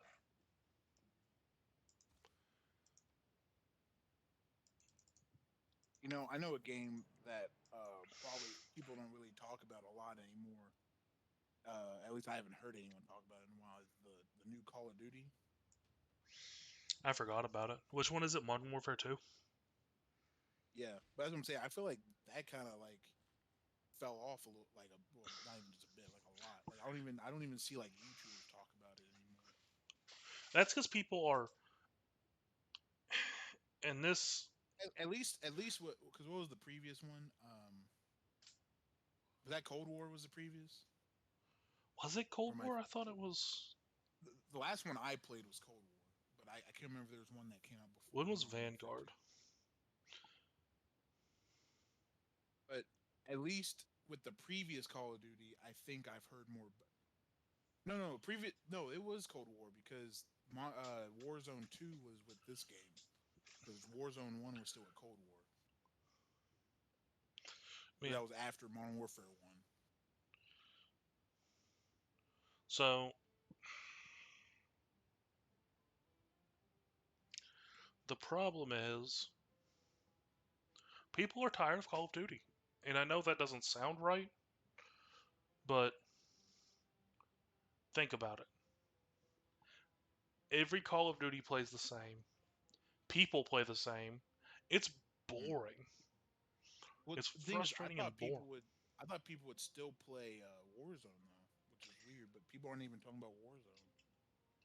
Warzone's really died down because a lot of people are complaining about Hackers. how well hackers and people like it's hard to get into a game. Just like like being able to connect to a game. And like I can't tell you how many times we've had like when I've been playing with some people, there'll be a game with like 30 people in it because people just can't connect or there's not enough people connecting to the game to be able to have a game of 150 or whatever it normally is. Mhm. Not even just that. Their anti-cheat is so bad. There's no punishment. Like, Like unless you're a streamer and it's visibly like blatant, like they're not really going to do anything to you. yeah. Like, and even then, half the time it can be blamed on lag. Mm-hmm. And that's a problem. Is anti-cheat right now can't keep up with cheaters. It's not just a Call of Duty thing. That is just in general. Yeah. Because it's moved from program cheats to peripheral cheats. Like you can put something in your controller that increases its auto aim. Like it moves the stick in a certain way. or it makes Yeah. it read if the stick is being moved in a certain way. And Like it's who would ever attach something to their controller to cheat? Like that's just ridiculous. didn't Frank do that? Yeah, no, yeah, yeah, I know. Yeah. Well, That's why I'm saying that. it's funny enough, which I can't remember if he did it for Call of Duty or if he did it for Apex. Apex. It was for Apex. His scat back that he threw away. Yeah, I was about to say. I don't even think he Well, has it anymore. well, it's because we called him out on it. A lot. I think. No, he just stopped playing, so he threw it away. Well, now he's playing again. Well, he's playing Yeah. Apex again. But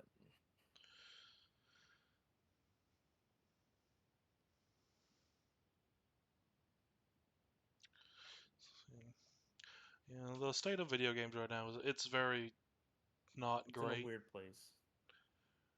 because games come out half finished Yeah. I feel and like I feel like part of the problem, as with well, like I mean, a lot of people say the same thing with Star Wars. The problem's the community behind it, or part of the problem is the community behind it. Um, I get I like I don't want to say being too critical, but like expecting too much and then or having their own expectations and then it just when it's not that, well, okay, then it's bad. But like I don't know.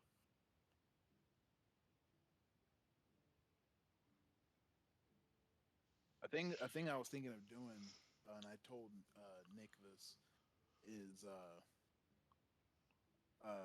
there's this YouTube channel that posts like old uh, G4 clips or like stuff from G4, and this gave me the idea because he recently posted like he called it the 20th anniversary of G4 or like X Play or something, and he has like a bunch of just like clips from episodes and like commercials from back in that era, and they even have a thing where they did the game of the year for each year, and I was thinking of like doing a reaction video of like watching it, and I was gonna see if like some of the games that were voted the best hold up, or like what was the culture like back then, and how did I feel about those games back then, and just to see like the differences between games then and now type of thing. see, I do believe games are better now. I'm a firm believer that as we progress with the technology we have, it is hard to make a worse game. Like I said, I told Nick this right after I played Redfall. If it had come out in the 360 era or the Xbox One era, it would have been a hit. Mm-hmm. But the reason why we all think it's so bad now is games are better than that now. Right. But Especially coming from a major company like that. If this was more of an indie game, it's like okay, oh, if it had been an uh, indie game, we'd all been like, oh, it's okay, and then moved on. yeah, been like okay, it's pretty good for an Arc- indie game. Cool. Arcane, it was Dishonored and Thief. Thief is their other game, right? Right. Yeah, they've And got Deathloop. they've got a quality standard that they're expected to meet now. So, and they didn't. They failed. Like in the most blunt of terms, they did not meet their standard, Mm-hmm. and that even subconsciously that makes it so everyone judges the game more harshly. People are saying it's bad. Like I said, I think the game is a nothing game. I think it is the most solid 5 out of 10. Like It is a very mid game. it is not bad. I have not encountered a game-breaking bug. Now I did watch Jeremy Dooley on Twitch play it, and he did encounter a game-breaking bug where he killed a mini boss, and he needed to collect its skull, and it fell outside the window, but it was still registering as in the building. So he would go out to try and pick it up, but it was still saying it was inside, but he couldn't pick it up from inside. So he basically just kind of like killed it in a bad place Yeah. in a way. Which I mean, yeah, the game should have something in it to prevent something like that from happening. But I mean, that's a. But yeah, like, that that sucks. Yeah. But yeah, they didn't meet their quality standard. Like, if it had been an indie dev, I honestly think the game could be moved up to like a 6 or a 7. Because if this was someone's first entry into the series, it would have been amazing. Like, if this had been someone's first game, people would be all over it. Mm-hmm. It'd be one of the best indie games of the year, but it's not. And that, unfortunately, makes the game worse. And again, I can tie it all back to Arcane Austin. Is it Arcane Austin or Arcane Houston? I think it's Austin. Um, it ties back to them being inexperienced. And I don't think they ever pulled anyone that had experience with this. I never saw job posts. Because I still see people that post job posting for Fable that's been in development. I still see occasionally when I'm going through Twitter, I see job postings for it. Like, they're still hiring help for those games, and I don't think Arcane ever did anything with that. I don't think they ever hired anyone. I never heard anything about them hiring. I never saw anything.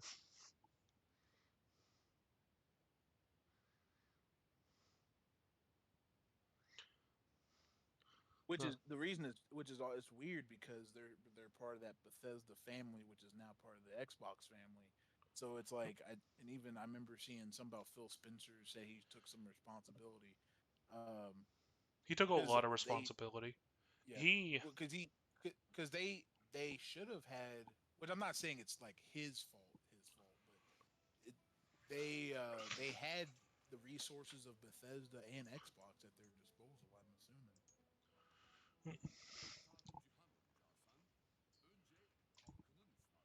What did I do? I repaired my horses. What do you want? Okay. I want your horses. Okay, The I guess Kentucky so. Derby. He said your horses have been repaired. No, I repaired my Perfect. horses. Yeah, I'm about to go to war, What does that apparently. even mean? Repaired? Like Some they're bandits, I guess healed? they messed up my ranch.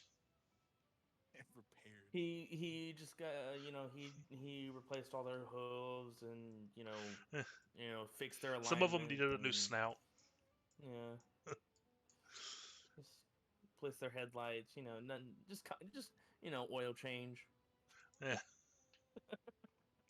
got some headlight fluid in there. Some blink, yeah, some blinker fluid. Same old, same old. But You have to come back in 6 months for a checkup, and yeah. Yeah, it is so much harder to make a game if you are an established company. Mm. Because the expectation is there. If an indie dev is making a game, no one cares. Like, I honestly, when I hear that an indie dev is making a game, I'm like, okay, whatever. hey, sometimes it's really good, like Vampire Survivors. Yeah, but 90% of the time it is nothing. It is just a game that is. It's a game. And like Redfall, it's Well, just a game. well, I think the reason indie games do better in that regard is because people's expectations are so low, Yeah, that's what I'm like saying. at least low enough. The when they're actually good, it's like super good for them. Oh god.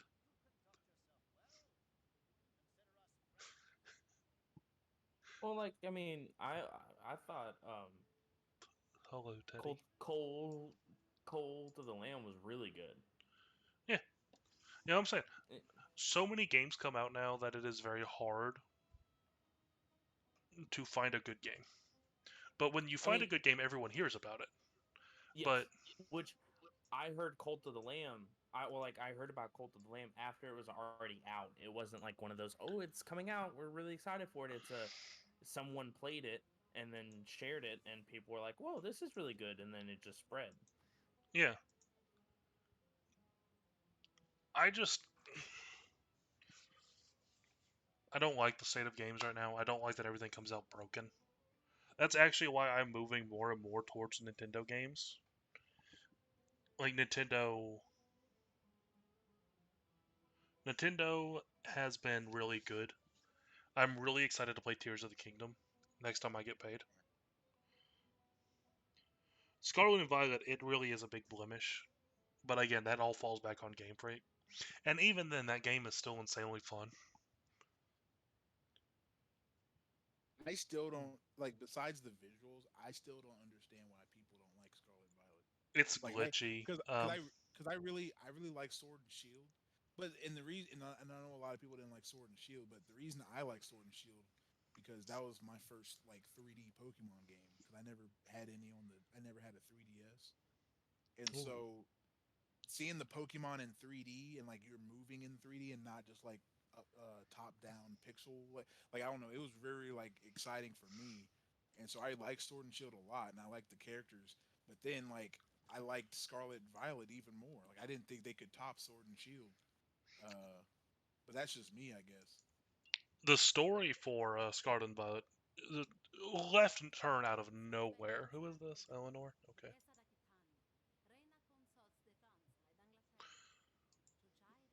But, yeah. Scarlet and Violet, I could lay out all the issues. One issue people will have, and they'll have for the end of time, is no national decks. Which, I'll just say it now, if you're fussing over that, there's over 1,000 Pokemon. Get over it. They're never all going to be in the same game anymore. Yeah, It would be a they're barely programming nightmare.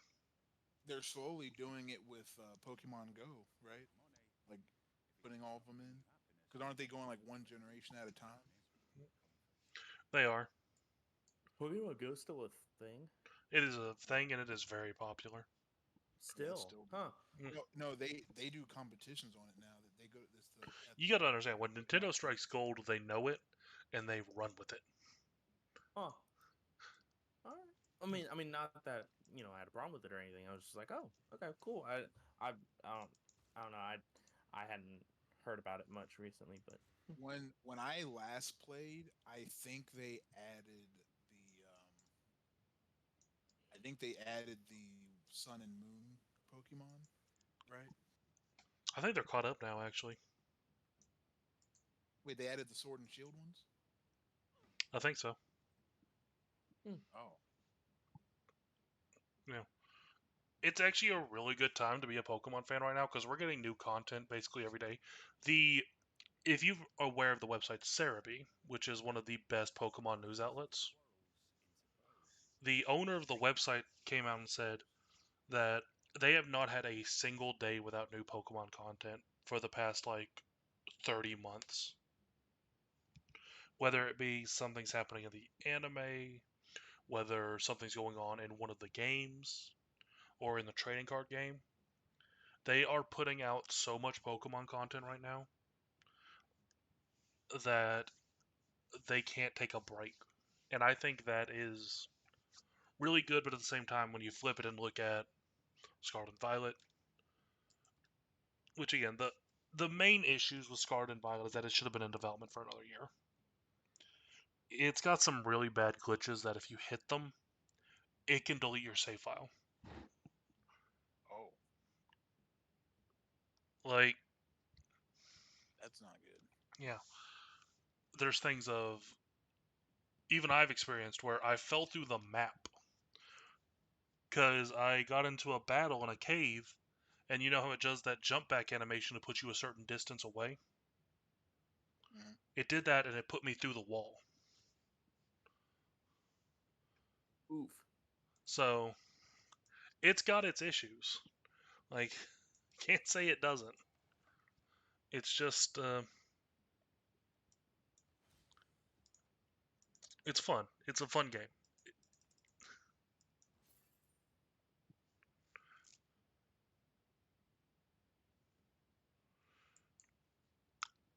I don't know what they're going to do next. I hope they continue the Legends series. Probably won't. They, oh, I was gonna say I thought they were going to, but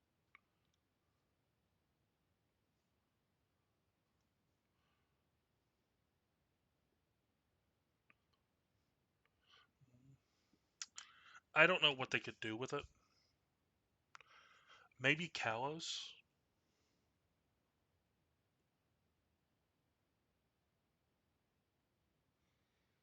I don't know.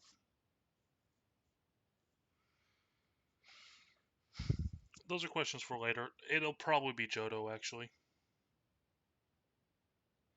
Yeah, probably.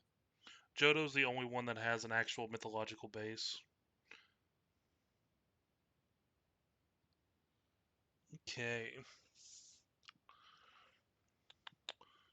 So, Sorry. we went on about a pretty big tangent there. So, let's circle back. Um, what? How best do I want to ask this one? Mm. What game do you think has an undeserved amount of hate? That's not Redfall. Uh, Say no, that one's. undeserved. Undeserved. But since you did bring it up, I don't think Uh, it. I don't think it. I wouldn't necessarily say it deserves hate, but I can understand why people give it hate. But that's my comment on that. But go ahead, Elias. What?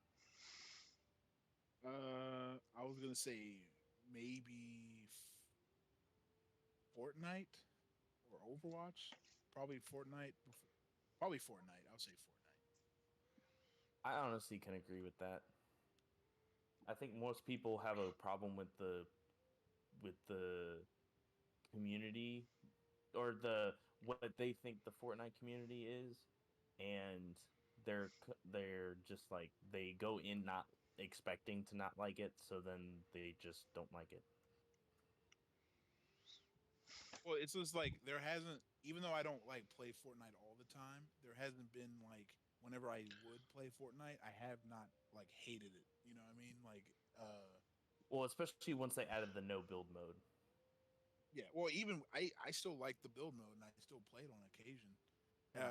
And I think Fortnite, which I like, it's just weird because when and Kobe knows, like when it first got announced, like we had no idea it was going to be this huge. Like I thought it was going to be a fun game, which when it was announced, it was just going to be a survival game. Them abandoning With Save the World mode is. Criminal. Yeah, I loved it.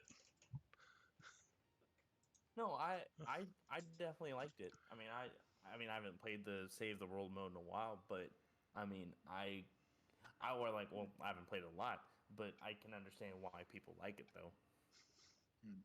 But like I don't like whenever it's like playing Fortnite has become like this meme that you're just like a child or something. Um, like you play Fortnite it's like if you play Fortnite you don't play like real games or something.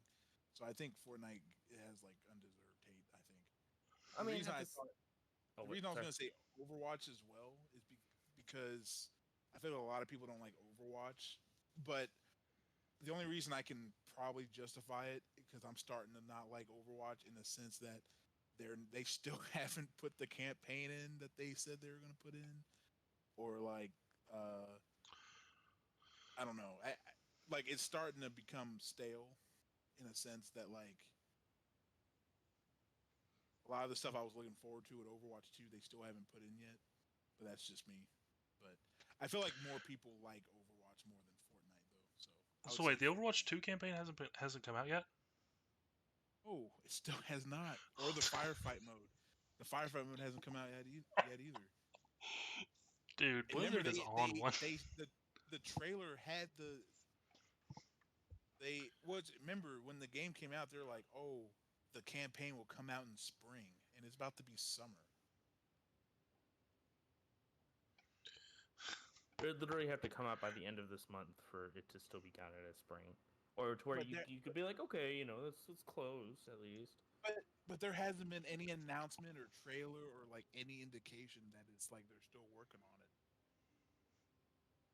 Maybe they said, oh, if we just don't say anything, they'll forget about it. Well, and the thing is, they're still trying to come out with characters, but it's like the more characters they come out with, the more they're gonna have to like put them in the story mode or They could already be something. in the story.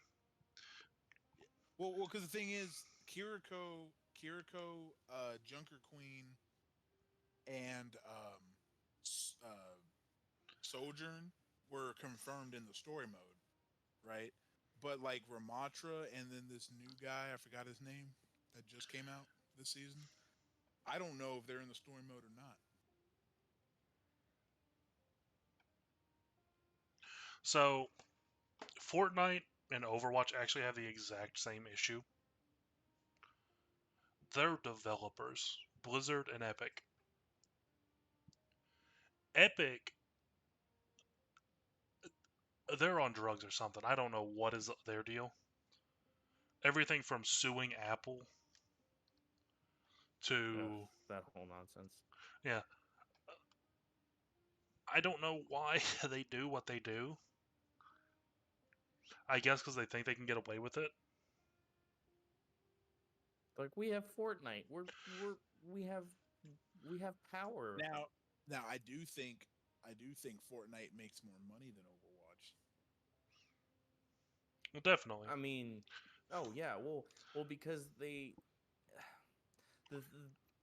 thing that I think Fortnite is doing right is getting licenses for um real character models and stuff like that for like this new Star Wars stuff that they've come out with, the Marvel stuff, the anime stuff. Like they're they're grabbing just about any genre of player um they have and getting them to want to spend money on this game for skins. Yeah.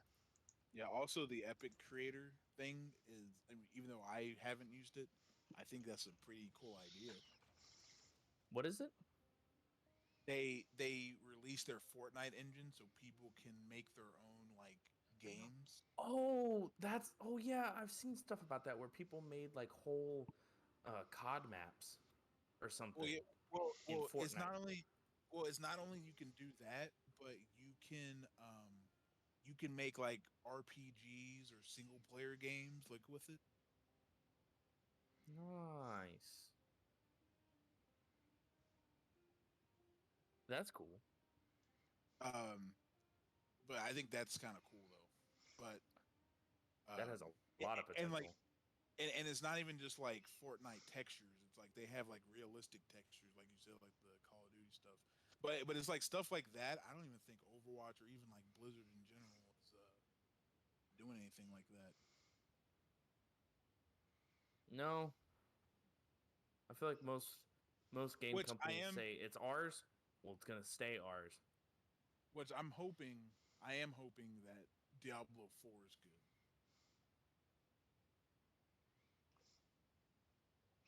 So,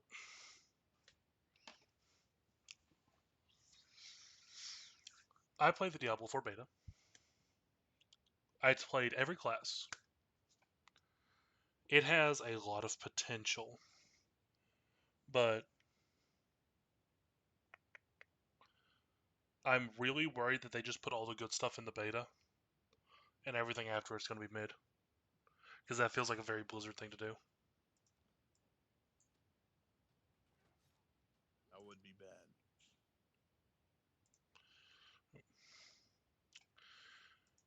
Because everything I've seen on that game has been that opening area. Not the snow area, but like the rocky area. Hmm. So, I don't know. I don't know. I'm holding out hope. I've got hope for the game. But Hmm. that's only going to Well, get me so far. there's supposed to be a second beta coming out, right? It already happened. I They thought it was did supposed to be like May 12th or something. they did a stress test on their servers. Wait, what's the one that's supposed to be out May 12th? I think it might be another stress test.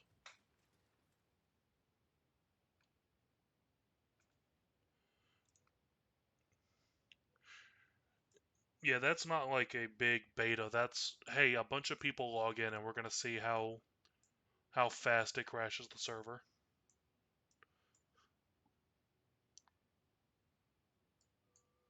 type thing.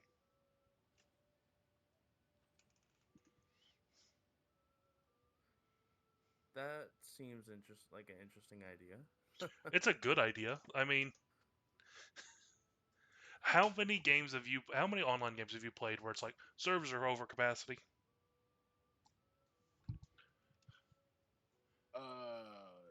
Been a few. Or I don't know if you remember, Elias, when Apex first started and the servers would get overwhelmed. Do Mm. you remember how bad it would get? And Overwatch 2 released, and no one could play the game. So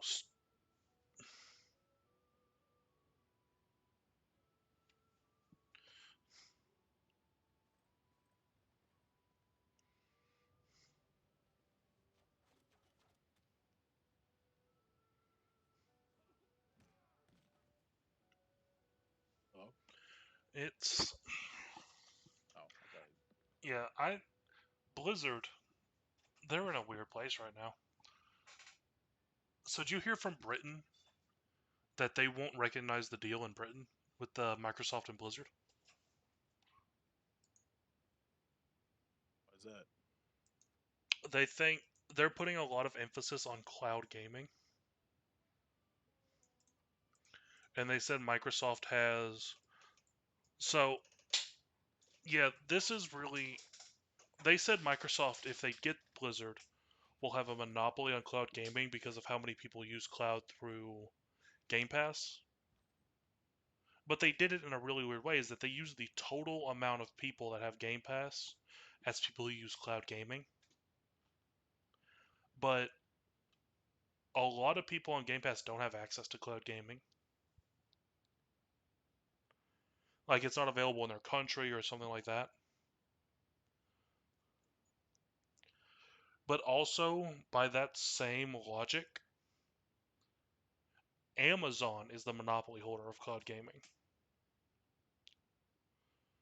Because if you have Amazon Prime, you have Amazon Luna,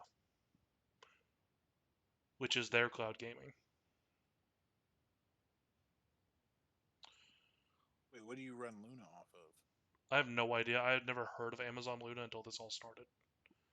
Oh. Which I think puts into perspective just how not great it is.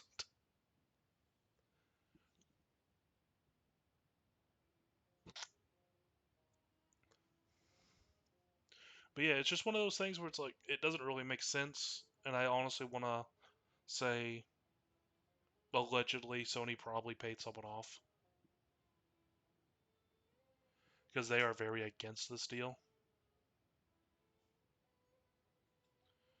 But at the end of the day, they're both U.S. companies, so it's going to go to the FTC.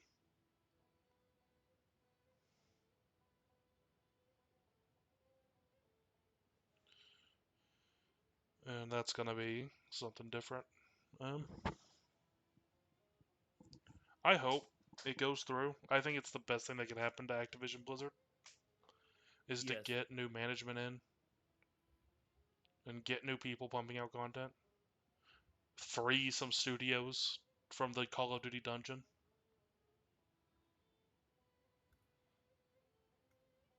I think I honestly think Call of Duty needs kind of a hard reset because all they're doing is just remaking old games, and that's not. Well, yes, they are making money off of it and making a new multiplayer and all that jazz. I I think they to actually still be considered a good series, they need to try to come up with new content and not just rewriting a story that already exists.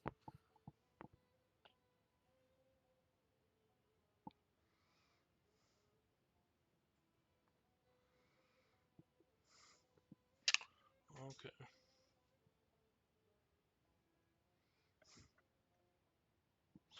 So,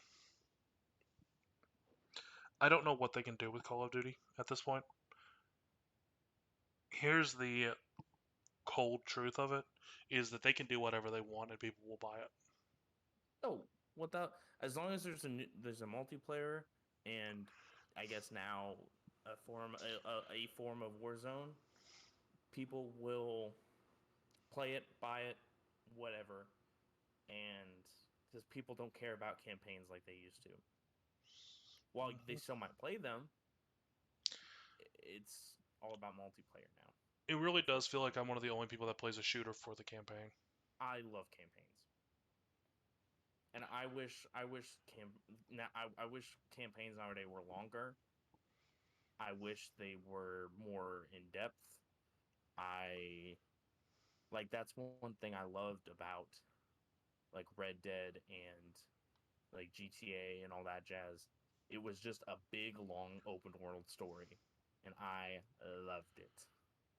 While yes, no, I'm not saying everyone they need to make games that only I like.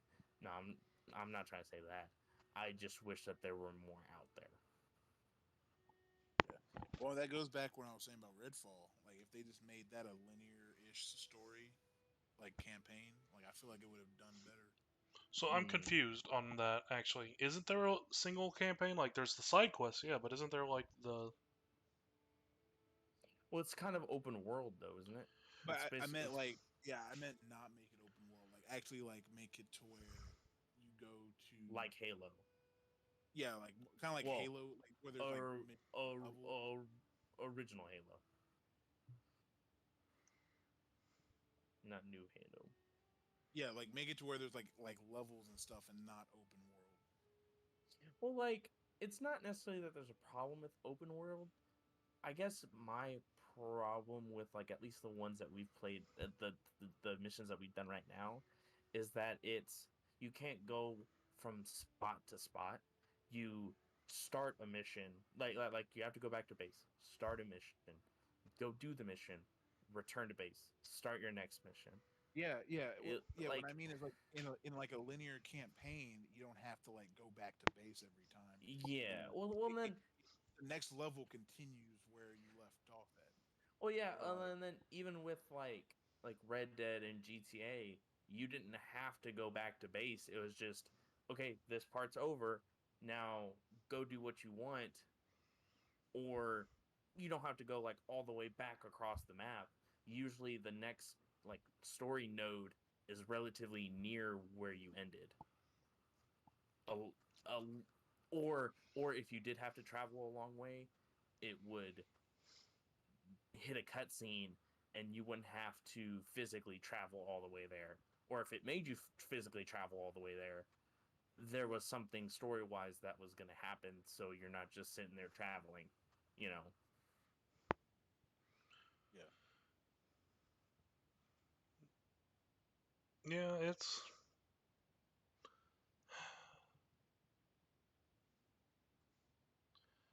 I don't know. I Or don't like Mass Effect. Like I felt like Mass Effect, even though it kind of seemed open, that was kind of a linear-ish game. Would you Yeah. say?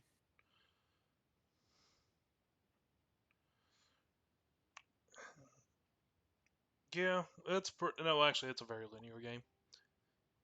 But yeah, I think Redfall should have done something like I'm not saying like exactly like that, but something like that where um, even if you're playing it by yourself, you would have if you don't have other friends you're playing with, the other characters would just be NPCs that like run around with you.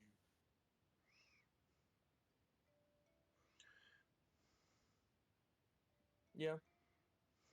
Well, I mean, Now, but like a game like Borderland works open world, I guess. But even still, that's still Borderlands still seemed. Borderlands is pretty linear. Yeah, that's what I'm saying. That It's still seems linear. it's Now that open I think world. about It's an open world style, but they make it linear to where like you can't really do anything in a certain area you can't really bypass an area before you um what's the wording I'm looking for? Like you kind of have to fight a certain group of people before you can move on to the next area, and and then what's good is that usually by the time you beat the boss of the level, it's just a big circle, so you don't have to travel all the way back to get back to like the ship base or whatever. It's just it opens up a door and oh whoa, you're back at the beginning, and then you can go travel the where you just were if you like miss something like a collectible or something, or want to go back and do something, or turn right and go directly to the ship. Yeah, I think when it comes to looter shooters, Borderlands 2 is probably gonna reign king for a while. Just like I said, there is an incentive to play that game because the other thing is it's pretty obvious that every gun is unique. Yeah, and also I don't think Borderlands. I don't think took itself too seriously in Oh terms no, of it like never has. humor and stuff. Whereas I can't tell if Redfall was trying to do humor or if it's trying to be serious and like scary. The story's trying to be, but the characters are not, and that's kind of a disconnect. Also, the uniqueness in Borderlands. You could have this god build in Borderlands 2, but that gun that just dropped might have something on it. It might be the same gun but with a better perk. One thing that I thought was really interesting about Borderlands was the whole, which I don't know how many other like looter shooters or stuff do this, but I loved the whole like different gun companies make different styles of guns, and Hmm. like you can, this company does more this style and this company does more this style, and I I thought that that was a really interesting um, feature to add in the whole series, and I personally am a fan.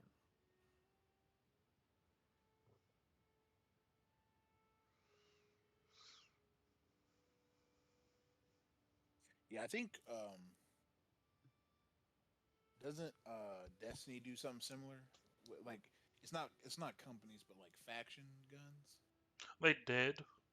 Now it doesn't matter as much. Um, there's definitely like god guns in Destiny. Like, but it's very much what you prefer. So, say you prefer a slower firing assault rifle, there's a pool of them that you'll want. Not like one gun, but like the manufacturer doesn't matter so much. It's the stats, and there's always different guns that do different things that fall into those stat lines that you want. Like me, I prefer a slower firing assault rifle because I don't really do well with high recoil. So I use a seventh Seraph, but I have other options. And that's kind of where Destiny goes in, is that you'll find a gun that does what you want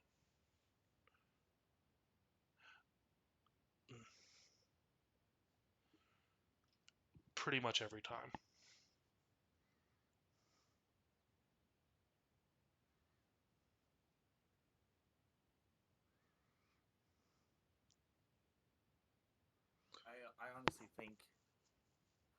I honestly think that's one of the things why people like games like that so much, is because there's so many options for different types of guns that it's almost impossible to find something you don't like. There's always Yep. going to be a gun that people like depending on how they play, how like how you don't like recoil. Okay, well, here's a here's a whole class of guns that doesn't have as much recoil.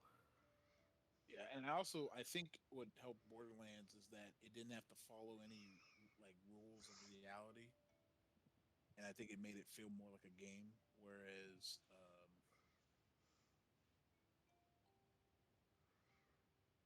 like games like maybe like Redfall, which I guess Redfall didn't have to really follow any reality rules, but it seems like they're trying to with the guns. But I think it might help if Redfall had some more like wacky guns besides just like the stake launcher and stuff. They've got a UV beam. Like, it's Well, see, that's the thing. You they're see all these almost there. realistic guns, and then there's a UV beam, and you're like, where it just like comes out of left field. I mean, the UV beam, I can make it make sense in my head. Vampires are weak to UV light. Okay, let's put a big UV light on a gun and just point it at them. That makes sense. Hmm. I mean, like, if you think about it like that, that makes sense. But then Yeah, it shouldn't be a common gun. UV lights are hard to get a hold of. yeah, So that should be a legendary hire. I should not be finding a common one. Like guns like that, those should be unique. Those should be special.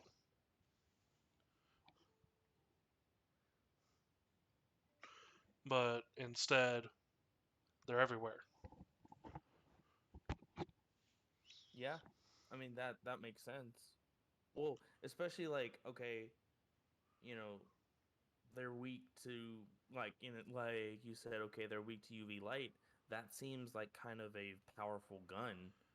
Like uh, I don't know, that just seems like something that should be a little more rare. Or even if it is more common, it's you can't reload it. It's one of those guns that has like a Spartan laser. It's got a certain amount of shots, and then that's all you got, and then you got to get a new one. But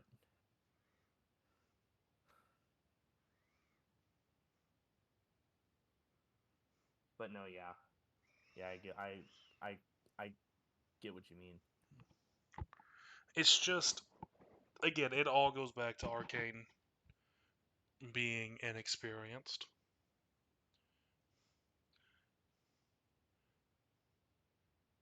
There wasn't really a loot system in Dishonored, was there? It was just you unlock something and you've unlocked it. Yeah, So, actually, there wasn't even like loot at all. Like it's just you just get ammo or like for stuff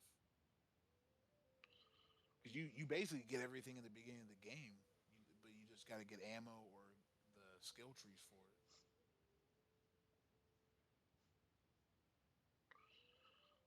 But I play Dishonored very stealth like, so I didn't really bother with like the the guns as much. But yeah, there was no like rarities or like stuff like that. No,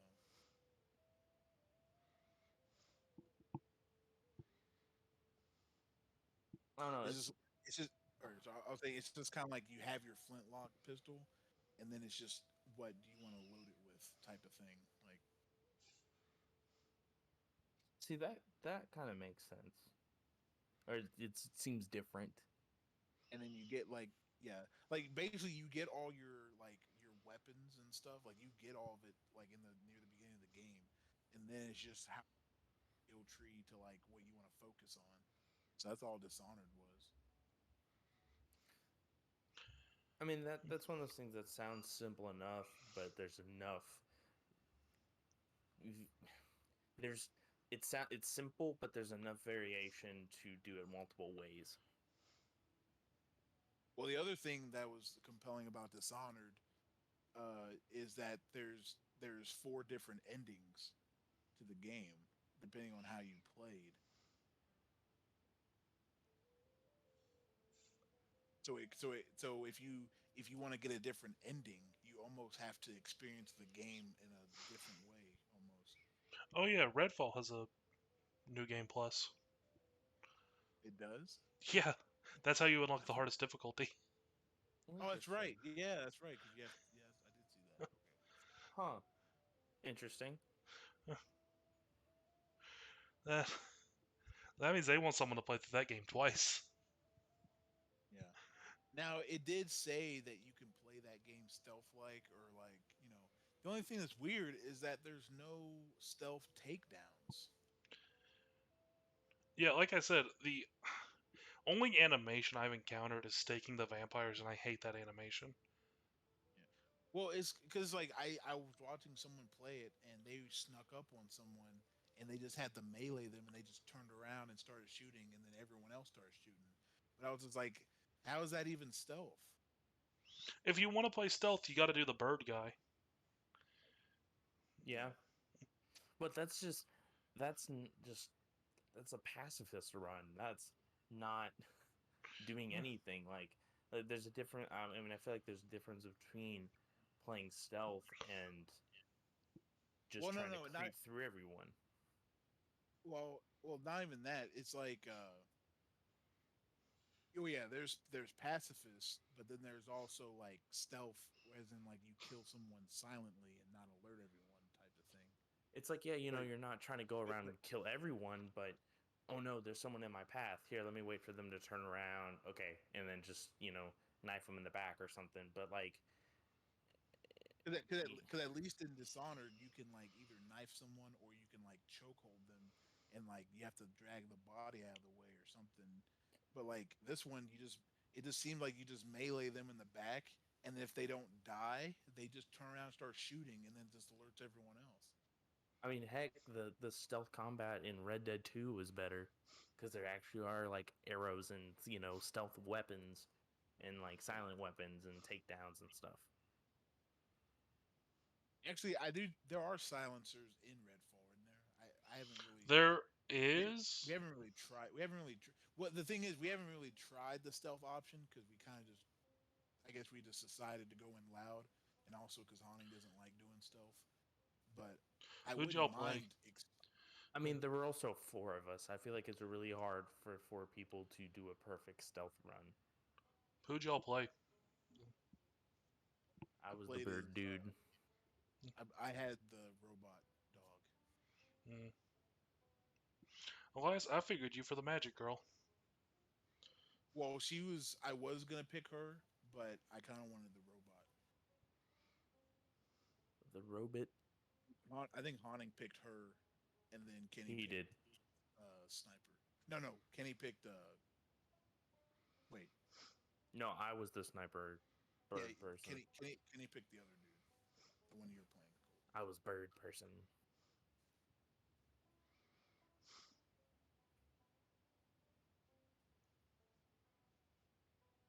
Which I do think it's funny how all the characters except for mine has magical powers. Devender doesn't. I thought he can teleport. He's got a machine to teleport. That's not magic. Oh, well, I don't even have that. I have I have like grenades and my robot. Robo dog. Or sorry, not grenades. I have C4, which I found you can stick it on your robot, and the robot can blow people up, and it won't die. Hmm.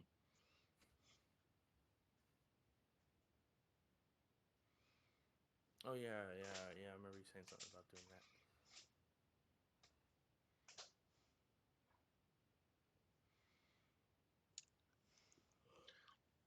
But I do. I hope. I don't know. I hope some of these games like. I think we're just like in a rough patch, and then hopefully we can see some more stuff.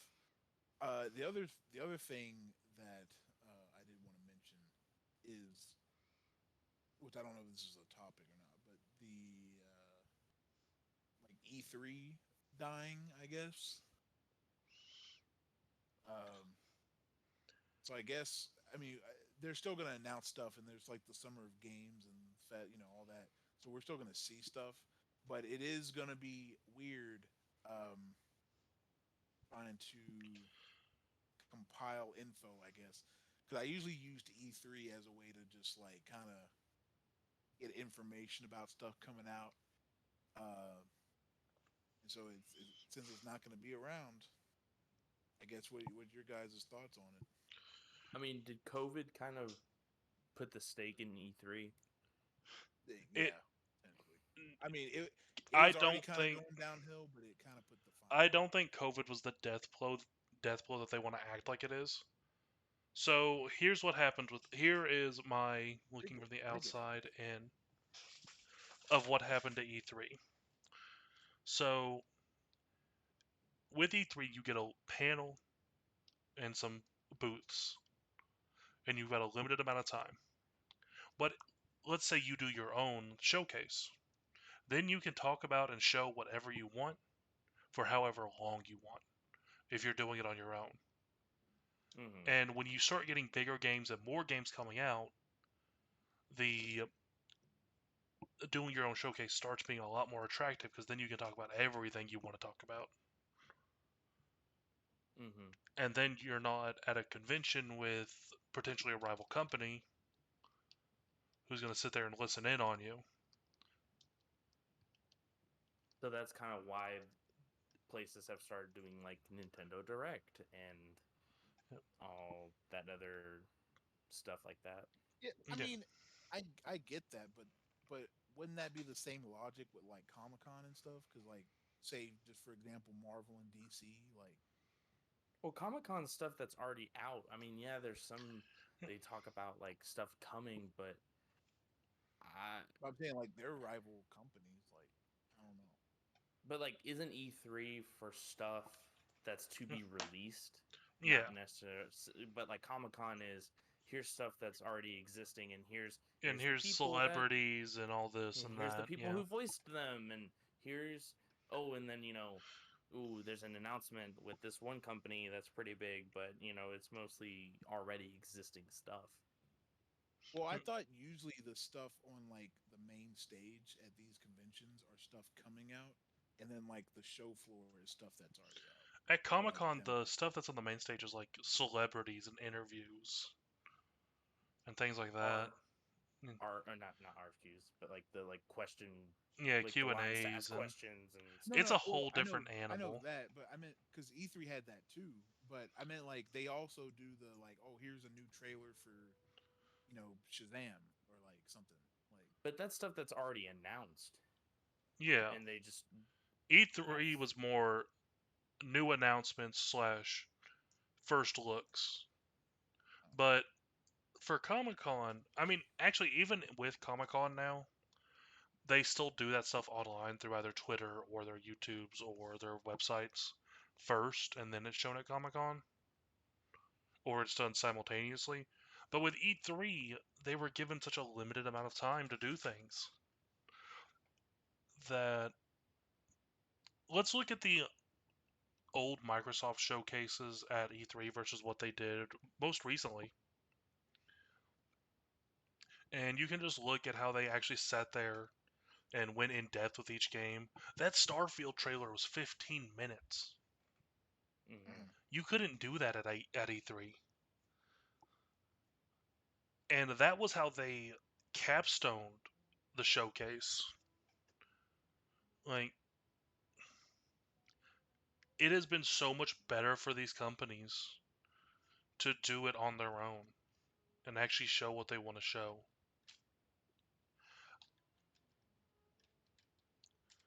It's more like E3 was more for the fan, but they've realized that it Their fans are it going to come to them now.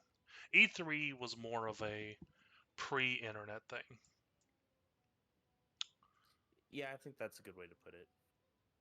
But the moment that the internet picked up to the point where it's at, Where stuff is instantly getting released while they're presenting it.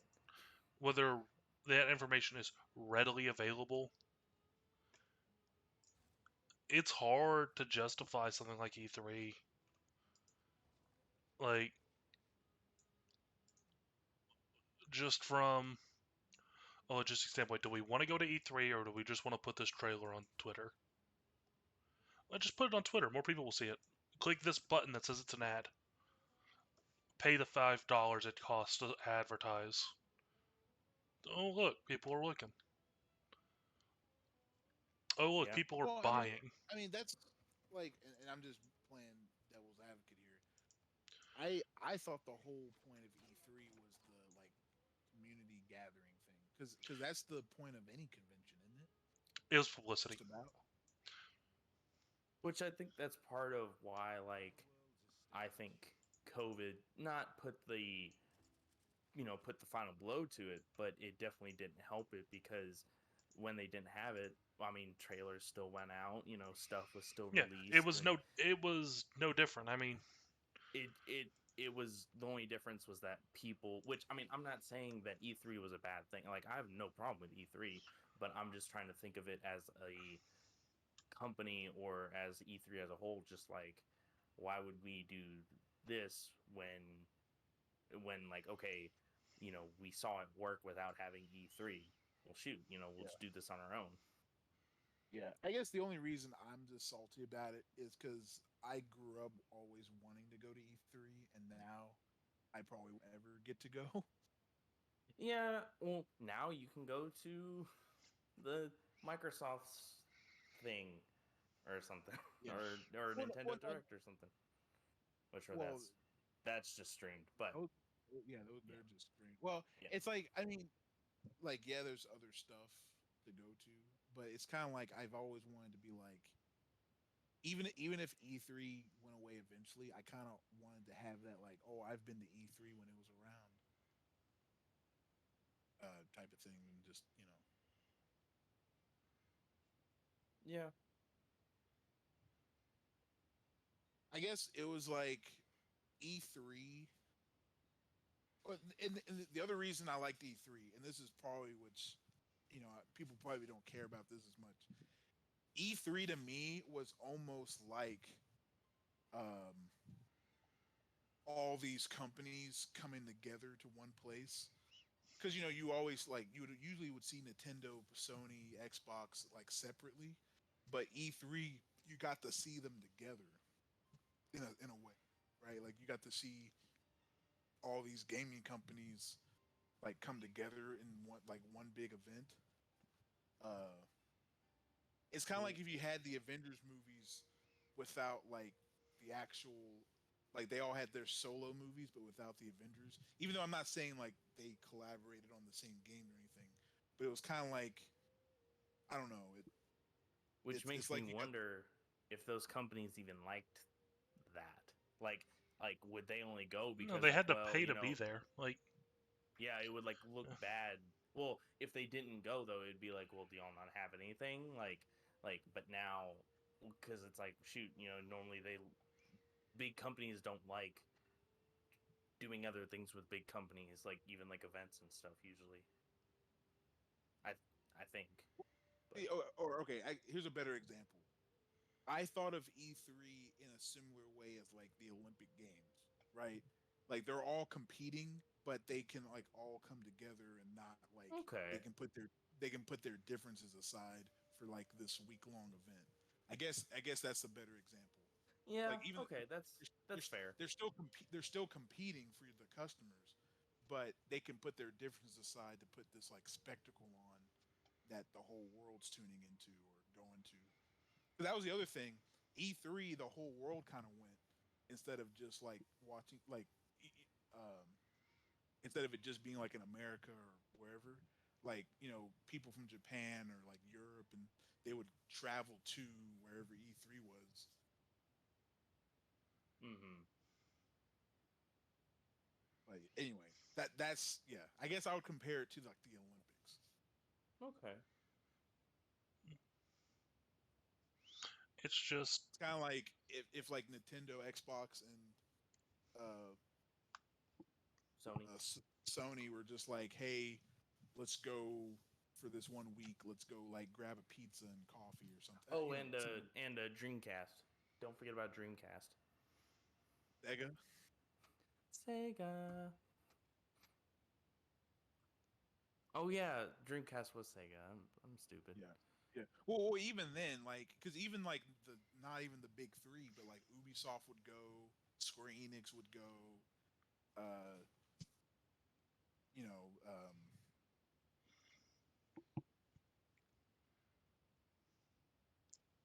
Bungie, like basically all the like publishers would go too, or like EA. Yeah, sorry, that's the other one. EA would go. So it's not. It wasn't just the big three. It was like all the publishers and stuff too, and you know, I I thought it was always like very magical to see.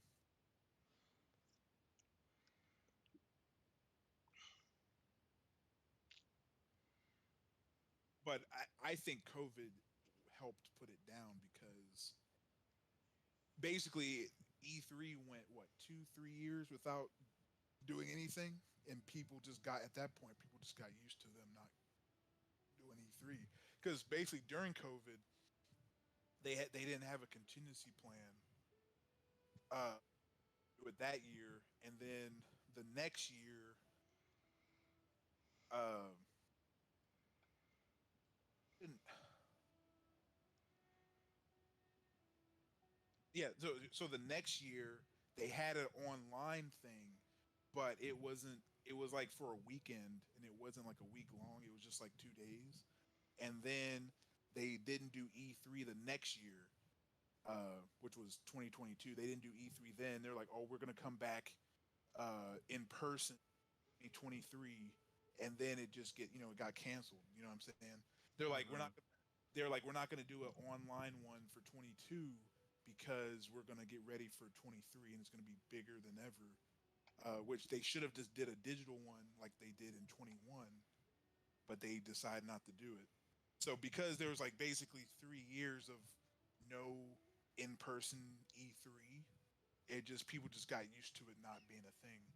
Because you Well, got and to think then 3 years is almost like an entire like high school, college like career. yeah, well, I mean, and then the other thing too, other companies had to be like, okay, well, if we're not releasing at E3, when are we releasing? And then they're like, well, shoot, we'll just do our own thing. And then especially if they aren't like renting out space and hiring employees to man it and just literally just making a stream or like a video to release, like, shoot, they're Well, like, it's well, shoot, this is much easier for us. well, I think it's because like Jeff Keighley and like who does the Game Awards and even like IGN, they jumped on the ball early, which they did the digital thing during COVID, and because the companies were probably like, well, these guys interview us slash do the Game Awards and stuff anyway, like we might as well just stream it on their thing, and then do the interviews and all that stuff, and since we're giving them review copies, and so people just got used to them like giving out all the information that E3 was like, because and that's the other thing I think E3 hurt from is I don't think E3 had any internet personalities. If that make any sense? Yeah, like Like there was they no wouldn't like have people come. well, no, there wasn't any like host like because even the E3 I remember watching as a kid, I remember I always did it through like G4 or like IGN or whatever, and like they would host stuff or like interview people, but I don't remember E3 themselves having a specific host or person out like a like a famous. Not even, they don't have to be famous, but like someone that like represents them. Um, Yeah. and I can't think of anyone, and so I think that hurts them too. Like for example, the Game Awards slash Summer Game Fest that Jeff Keighley can host it all himself, right? Mm-hmm. Uh, and then like IGN has the people that talk on their stuff, and even like G4 had their people, but I don't think E3 had any like people. But like even Twitch has their people, right? Like Yeah. the actual Twitch company, like they even have people that do stuff. But E3, I can't even think of anyone that like hosted. They usually borrow people from other channels. Like when they did the digital one from 221, they borrowed some hosts from IGN and Golden Boy, who does like all the esports announcements. I don't know if you know who that is. No idea. I couldn't tell you. He's kind of like he has like glasses, and if you look up a picture of Golden Boy, he does like a commentary for like 90% of esports. You've definitely seen him before, Colby. But they used him, and then they used someone from IGN to host. But that's what I'm saying. I don't think E3 has their own like internet Staff. personality. Well, they have staff, but I don't think they have any like on-camera hosts. Yeah. Let's see. The golden boy. I'm a little scared to Google that. Hold up. Yeah. Let's do an esport host. I got a Freddie Mercury song. I have no idea who this guy is. Really? I Let's see him see. like he He does Call he of does Duty, like Halo, Overwatch, and Apex Legends. Yeah, no, I don't watch any of those esports. he Yeah, no, he's done I've League of not seen him. Legends too. I swear he's done League of Legends. He's not on the. He's not one of the people that does the actual like casting, and those are the only people I care about. Oh, I don't watch because I like remember announcements. I read about he them. he was because I swear he was commentating back when they were doing the Arcane crossover thing, like with the what was it, the Riot X Arcane month they did. Like I swear he was doing some stuff with that, but I might just be. Hmm. But but he hosts, and he's even I'm sure he's even done stuff with Rainbow Six Siege too. I definitely don't watch that esports. Oh, but what the point is, he does like a lot of different ones, and so they had to borrow him, and they got someone from IGN to host the digital E3 one, and then G4 recruited him, and then you know how G4 went. So the new G4, I mean. Oof. Both G4s. The new G4, the tragedy that was that. What exactly Look, happened to it? like I look, Like it just I kind of fell off. look, no, something very definite happened. But Oh. before we Yeah, get into it, yeah, it's I I I infamous. commend them for trying again, and I didn't mind the new hosts. I actually liked a lot of the new people. Um, like I liked uh Here, Nick, I'll post the video of what happened. Okay. like Where if is it? you a lot of the new G4 hosts I actually liked. Like I liked Avali, I liked Gina Darling, I liked Kasim and Will Neff. Like I liked a lot of the new hosts, and even Control C. uh uh Austin Creed. I like. That was Did just you the go by first video Austin I Creed found. or Xavier Woods? What does He's he go by Xavier now? Woods. Okay, and even like Xavier Woods, like I liked all those guys, or in the completionist, I forgot him. Like I liked all the new hosts, but I feel like it was like because the part of the magic of the old G4, which it probably wouldn't work in today's society, is that they didn't worry about being like politically correct, or is that the term, or like woke? Is that the term now, Nick? They're two different things. I guess woke is more what I'm kind of go for. But like they didn't worry about it, and so a lot of the jokes and stuff, in my opinion, came off funnier. But I feel like with this new G4, even though it was still good and they had some decent jokes, they were trying to like hold back too much, I think, and it kind of I feel like it kind of hurt them. But that's not even what got them canceled. Which I think what did Colby just send it to you, Nick? The rant. The Yeah, yeah, Yeah, I that posted it. Frost yeah, Grant. that was which the weird thing about that rant is that she wasn't necessarily wrong with No, what she she's was not. She's saying, not wrong, but that's not the but place to do it.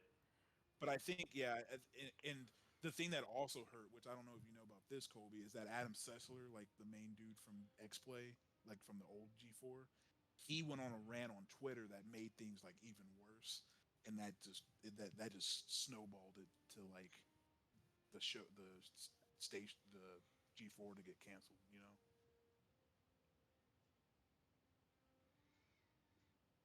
Funny enough, I'm still in their Discord. By the way, I joined the G4 Discord, and it's Do still they? active.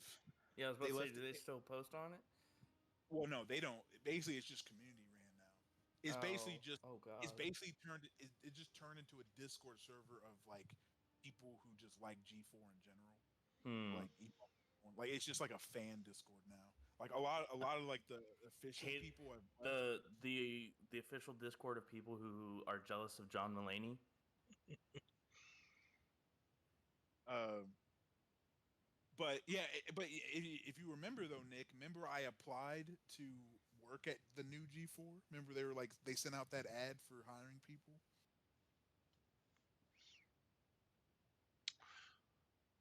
So, Yes, and I convinced you to do it.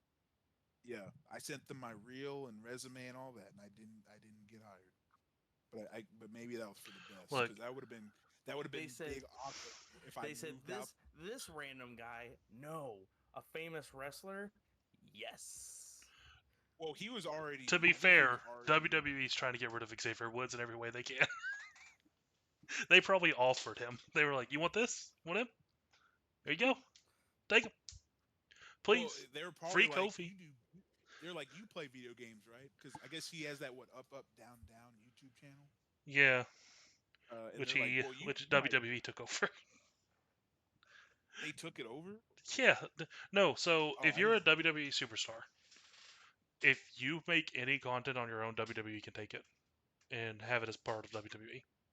Eesh. That's part of their Wait, contract. if they're trying to kick him out, why would they take his like? Oh, Wouldn't they're they not trying to just kick him rather out. They're him just go? trying to get rid of him. They want him. Well, I know. I meant like, wouldn't they have wanted him to like just do that channel full time and just like why would Yeah, they like take the channel? and if he's doing that, he can't be on TV. So they took it over to make sure it stays going. Makes sense? Hmm. Oh, they're making it. They're gonna make sure it's successful so that he's not on TV. I got you. Yeah. No. Okay, I was like, I was confused. I was like, why would they? I thought when you said take it over, I thought like they took the channel from him and he can't be on it anymore. That's what I thought you were saying. Okay, Why is so America he trying gets to to get me be to on it. declare war on France? Because they're French. Wait, Fair, what, accept what deal. country are you playing? That's an excellent question. I picked random. Oh, I see, like how you said I, declare well, war and they said goodbye. Yeah, declare well, war. All right, that's what we wanted. Bye. that's what America does. They instigate and then they make it seem like you have a problem with France, and then they'll just come in and clean up. Yeah, I'm playing the Congo. They said, "Oh, you have a problem with France? Well, guess what? We do too. If you start it, we'll join you and finish it off." Where I even mean, in is that which I don't know if I'm France? wrong or not, but isn't that what happened with World War II? They're like, well, we're not going to start it, but we'll go over there and help. Is Well, that No, what happened? no, that is not what happened. we joined because Japan attacked us when we weren't even a Yeah, part of it. no, we were not a 'Cause part of it. There was no that America was a might do European something. thing. Yeah, I thought there was a thing where like a European country was asking us for help, but we're like we're not going to get involved. Actually, I guess that is the same thing. I guess yeah, it's because not our Japan attacked problem. us. Yeah, And then but then Japan made it our problem. yeah, Japan went, Okay, "Hey, we bombed America," and Germany was like, "What? What? Why?" You did okay, what? Well, okay. well, All right, okay. Never mind then. I yeah, guess I guess America doesn't instigate. I guess. I mean, that doesn't mean they don't all the time. we've definitely poked the bear. I think for the past like 2 years, we've been poking Russia during this whole Ukraine thing. I think we've been poking them, but we definitely Because instigated. I But feel like America is like that person that is like, well, I didn't throw the first punch, and like I feel like they're like that I person. didn't throw the I didn't throw the first punch, but I definitely pulled the gun. The you Well, made yeah, me do yeah. this. As we're just like beating them in. You did this to yourself.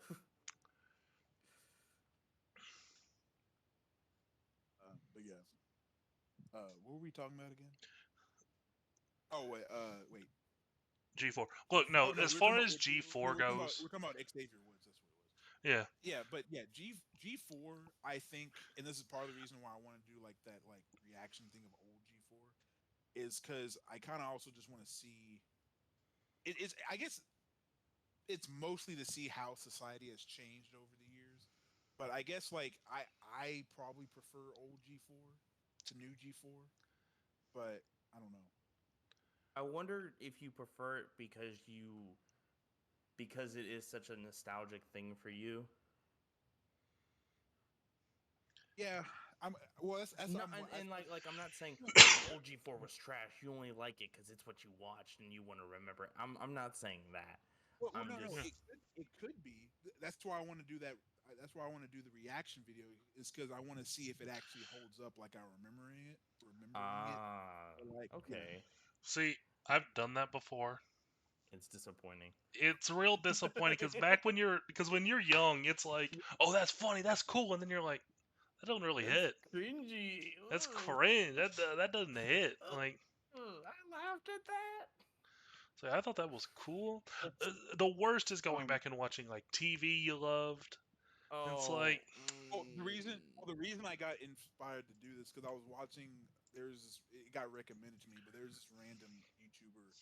They decided to go back and watch like 24 hours of old Nickelodeon or old Disney Channel or old Cartoon Network, mm-hmm. and they're like, yeah, I remember loving some of these cartoons, or like, and then they're like, well, some of these cartoons were kind of cringe, or like this wouldn't hold up today, like it was like that kind of thing.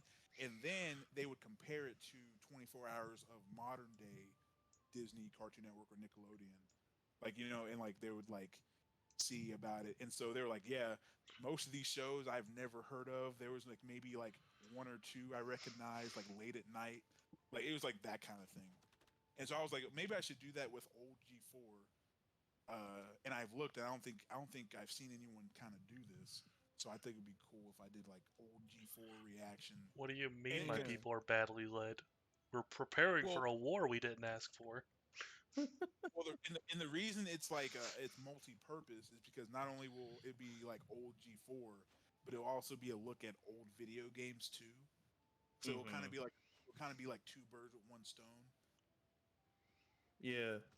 I mean, no, I mean, dude, that definitely seems like it could be definitely be interesting content. So for anyone listening, definitely make sure you subscribe to Core Creativity so you can keep up Make sure to you date on that. bug him every time he's on Twitch to do that. Yes. Yeah. Well, I'm trying to debate if I mean I definitely want to live stream it too, and then that way Mm-hmm. like I might And just then like, VOD.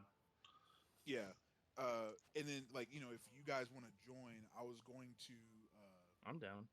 share my screen on Discord and we can just like watch it, and I'm just gonna like I'm gonna have my camera on, and I'm just gonna like react to like because the OG like that anniversary thing, it Mm-hmm. goes from it goes from 2003 to like today, or at least like till it stopped the first time, and then pick. Yeah. I mean, honestly, we could do something like that. Not necessarily have it be like a weekly upload or try to have it be a weekly upload, but like have a inconsistent show of or like series of videos called like Core Creativity Reacts or like Core Reacts Yeah. or something. Well, but the reason I'm okay with doing the OG4 for right now is because I don't think it's gonna get flagged for anything. Yeah. No. Um. Yeah. Uh. Whereas if we did some modern day stuff, it might get flagged. Like if we did like reacts to the new season of Demon Slayer, I feel like we're gonna get like flagged Oh unless we yeah. do I mean, unless we do it like how I know YouTubers know a way to do it, but I don't. I guess you have to like cut off some of the screen or something. I don't know. I don't know. Yeah, but those people are horrid. But So but I think with the but I think if you do like uh I think if you do old stuff from like a decade ago, because I watched like a live stream of some guy doing like old like 80s commercials or like 80s cartoon stuff.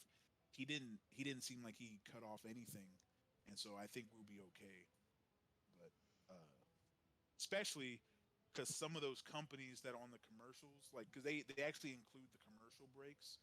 Some of Mm-hmm. those companies don't even exist anymore. So I guess it's three birds in one stone because you get to see some old like old remember bondage or like singular the self service Oh my gosh. ITT Technical Institute. I've been seeing. Oh Lord. That good nonsense. God, is Full Sail still Uh, around? Did anyone else ever try to get into Full Sail? No. I think I remember Full Sail. I don't know if it's still around. I remember I was trying to do Full Sail. It was like, oh, if you go to Full Sail, you can get into the gaming industry. Or it was something like that. Like I was like, oh, I gotta do Full Sail. That's exactly why I did it. And then I got accepted, and they sent me their prices, and I said never mind. Oh, what was the prices? I don't It even was know if I actually applied. I think I just looked at the website or something. it was like 30,000 a semester. Woo! Not even a year. This was per semester. That was a semester. And I just sat there in my the high school, whatever they were that helped you apply for college, and they're like, well, you got accepted.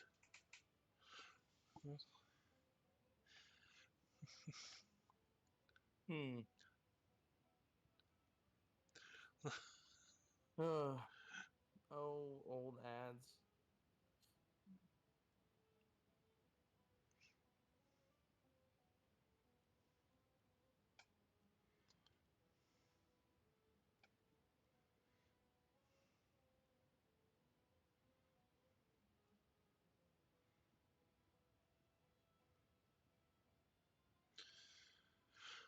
What else?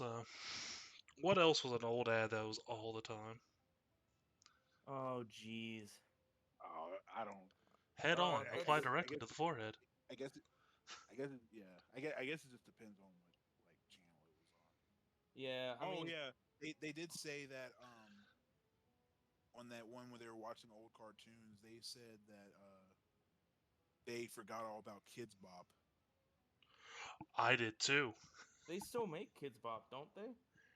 Yeah. Well, what she said that they started instead of doing like Kids Bop, 13, 14, like they instead just start calling it like Kids Bop 2023, like instead It of was like based off numbering them. year.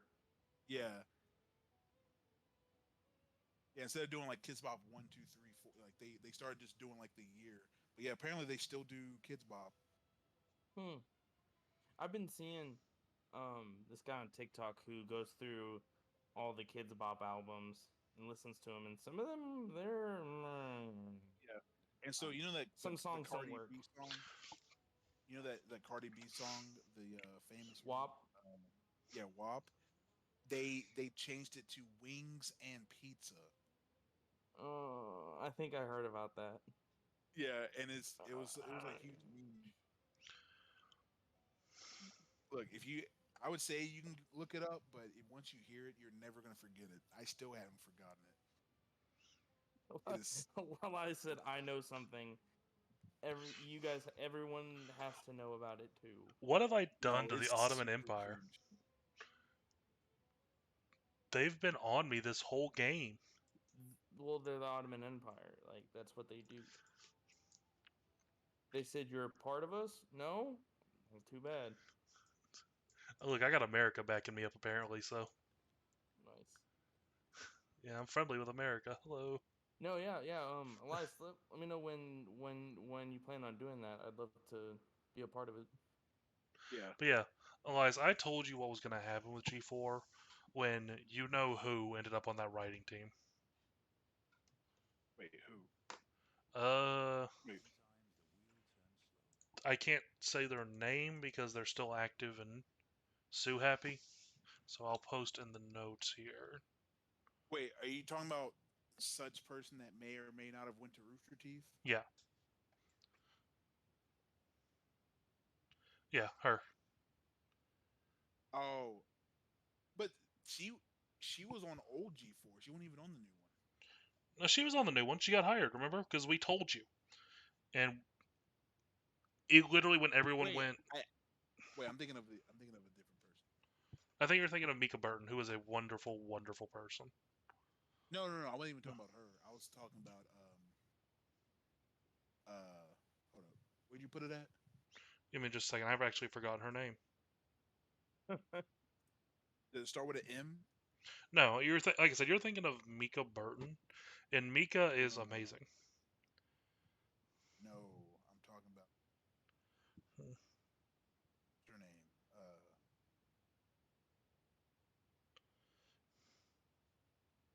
Here, I'll put it in the notes.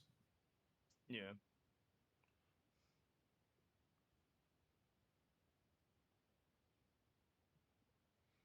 and now I will look up that person so I can tell you if I've seen them Yeah, before. are you talking about this person, Colby? Ah, Oh, you put it in notes, not in the chat. No, no, not her. Um, hmm. That's who I was thinking of. I don't know. here, I know. Um, here, her. That name sounds familiar.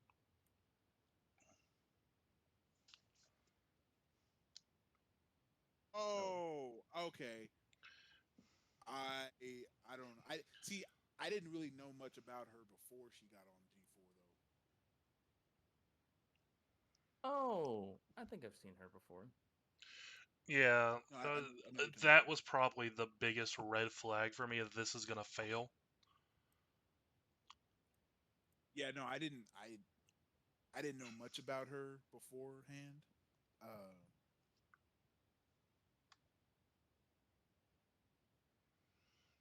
the only thing I've seen her on was on the new Attack of the Show, and then the when they did the D&D thing. But she hasn't. She I don't think I saw her in any other like segments She was a writer, that much.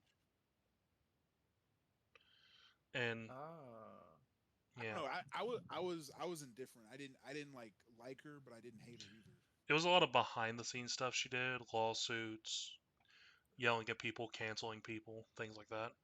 uh, I'll tell more about it after we end the episode, which should actually be pretty soon here. We're about to hit the 3 hour mark.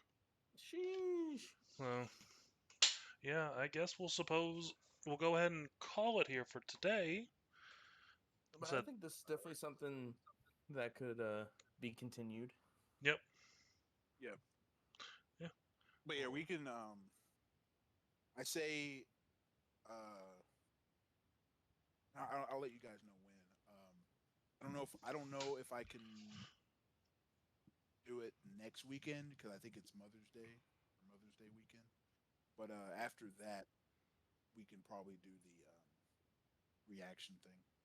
Okay.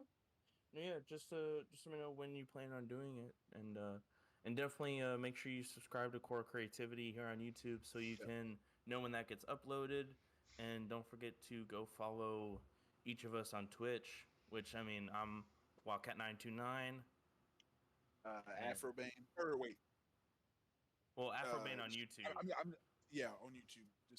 I just stream on Core Creativity's channel. Yeah, and you yeah. can So find me if ever I'm live on Silver Moon Gaming or Silver Moon 370. All right. yeah, and yeah, and definitely make sure you go follow Core Creativity on Twitch, so you can definitely see all the live content. And definitely make sure you also subscribe to Core Creativity here on YouTube so you can see any other stuff we have going on. Like no bias or anything, but you can be up to date on new episodes of Grind Time. There should be a new one posting tomorrow at 8, I believe, right? 8 a.m. Yes, it should be up at Yes, 8 a.m. I'll have it scheduled 8 a.m. tonight and it'll go out tomorrow. Awesome, cool. Yeah, so definitely make sure you check those out.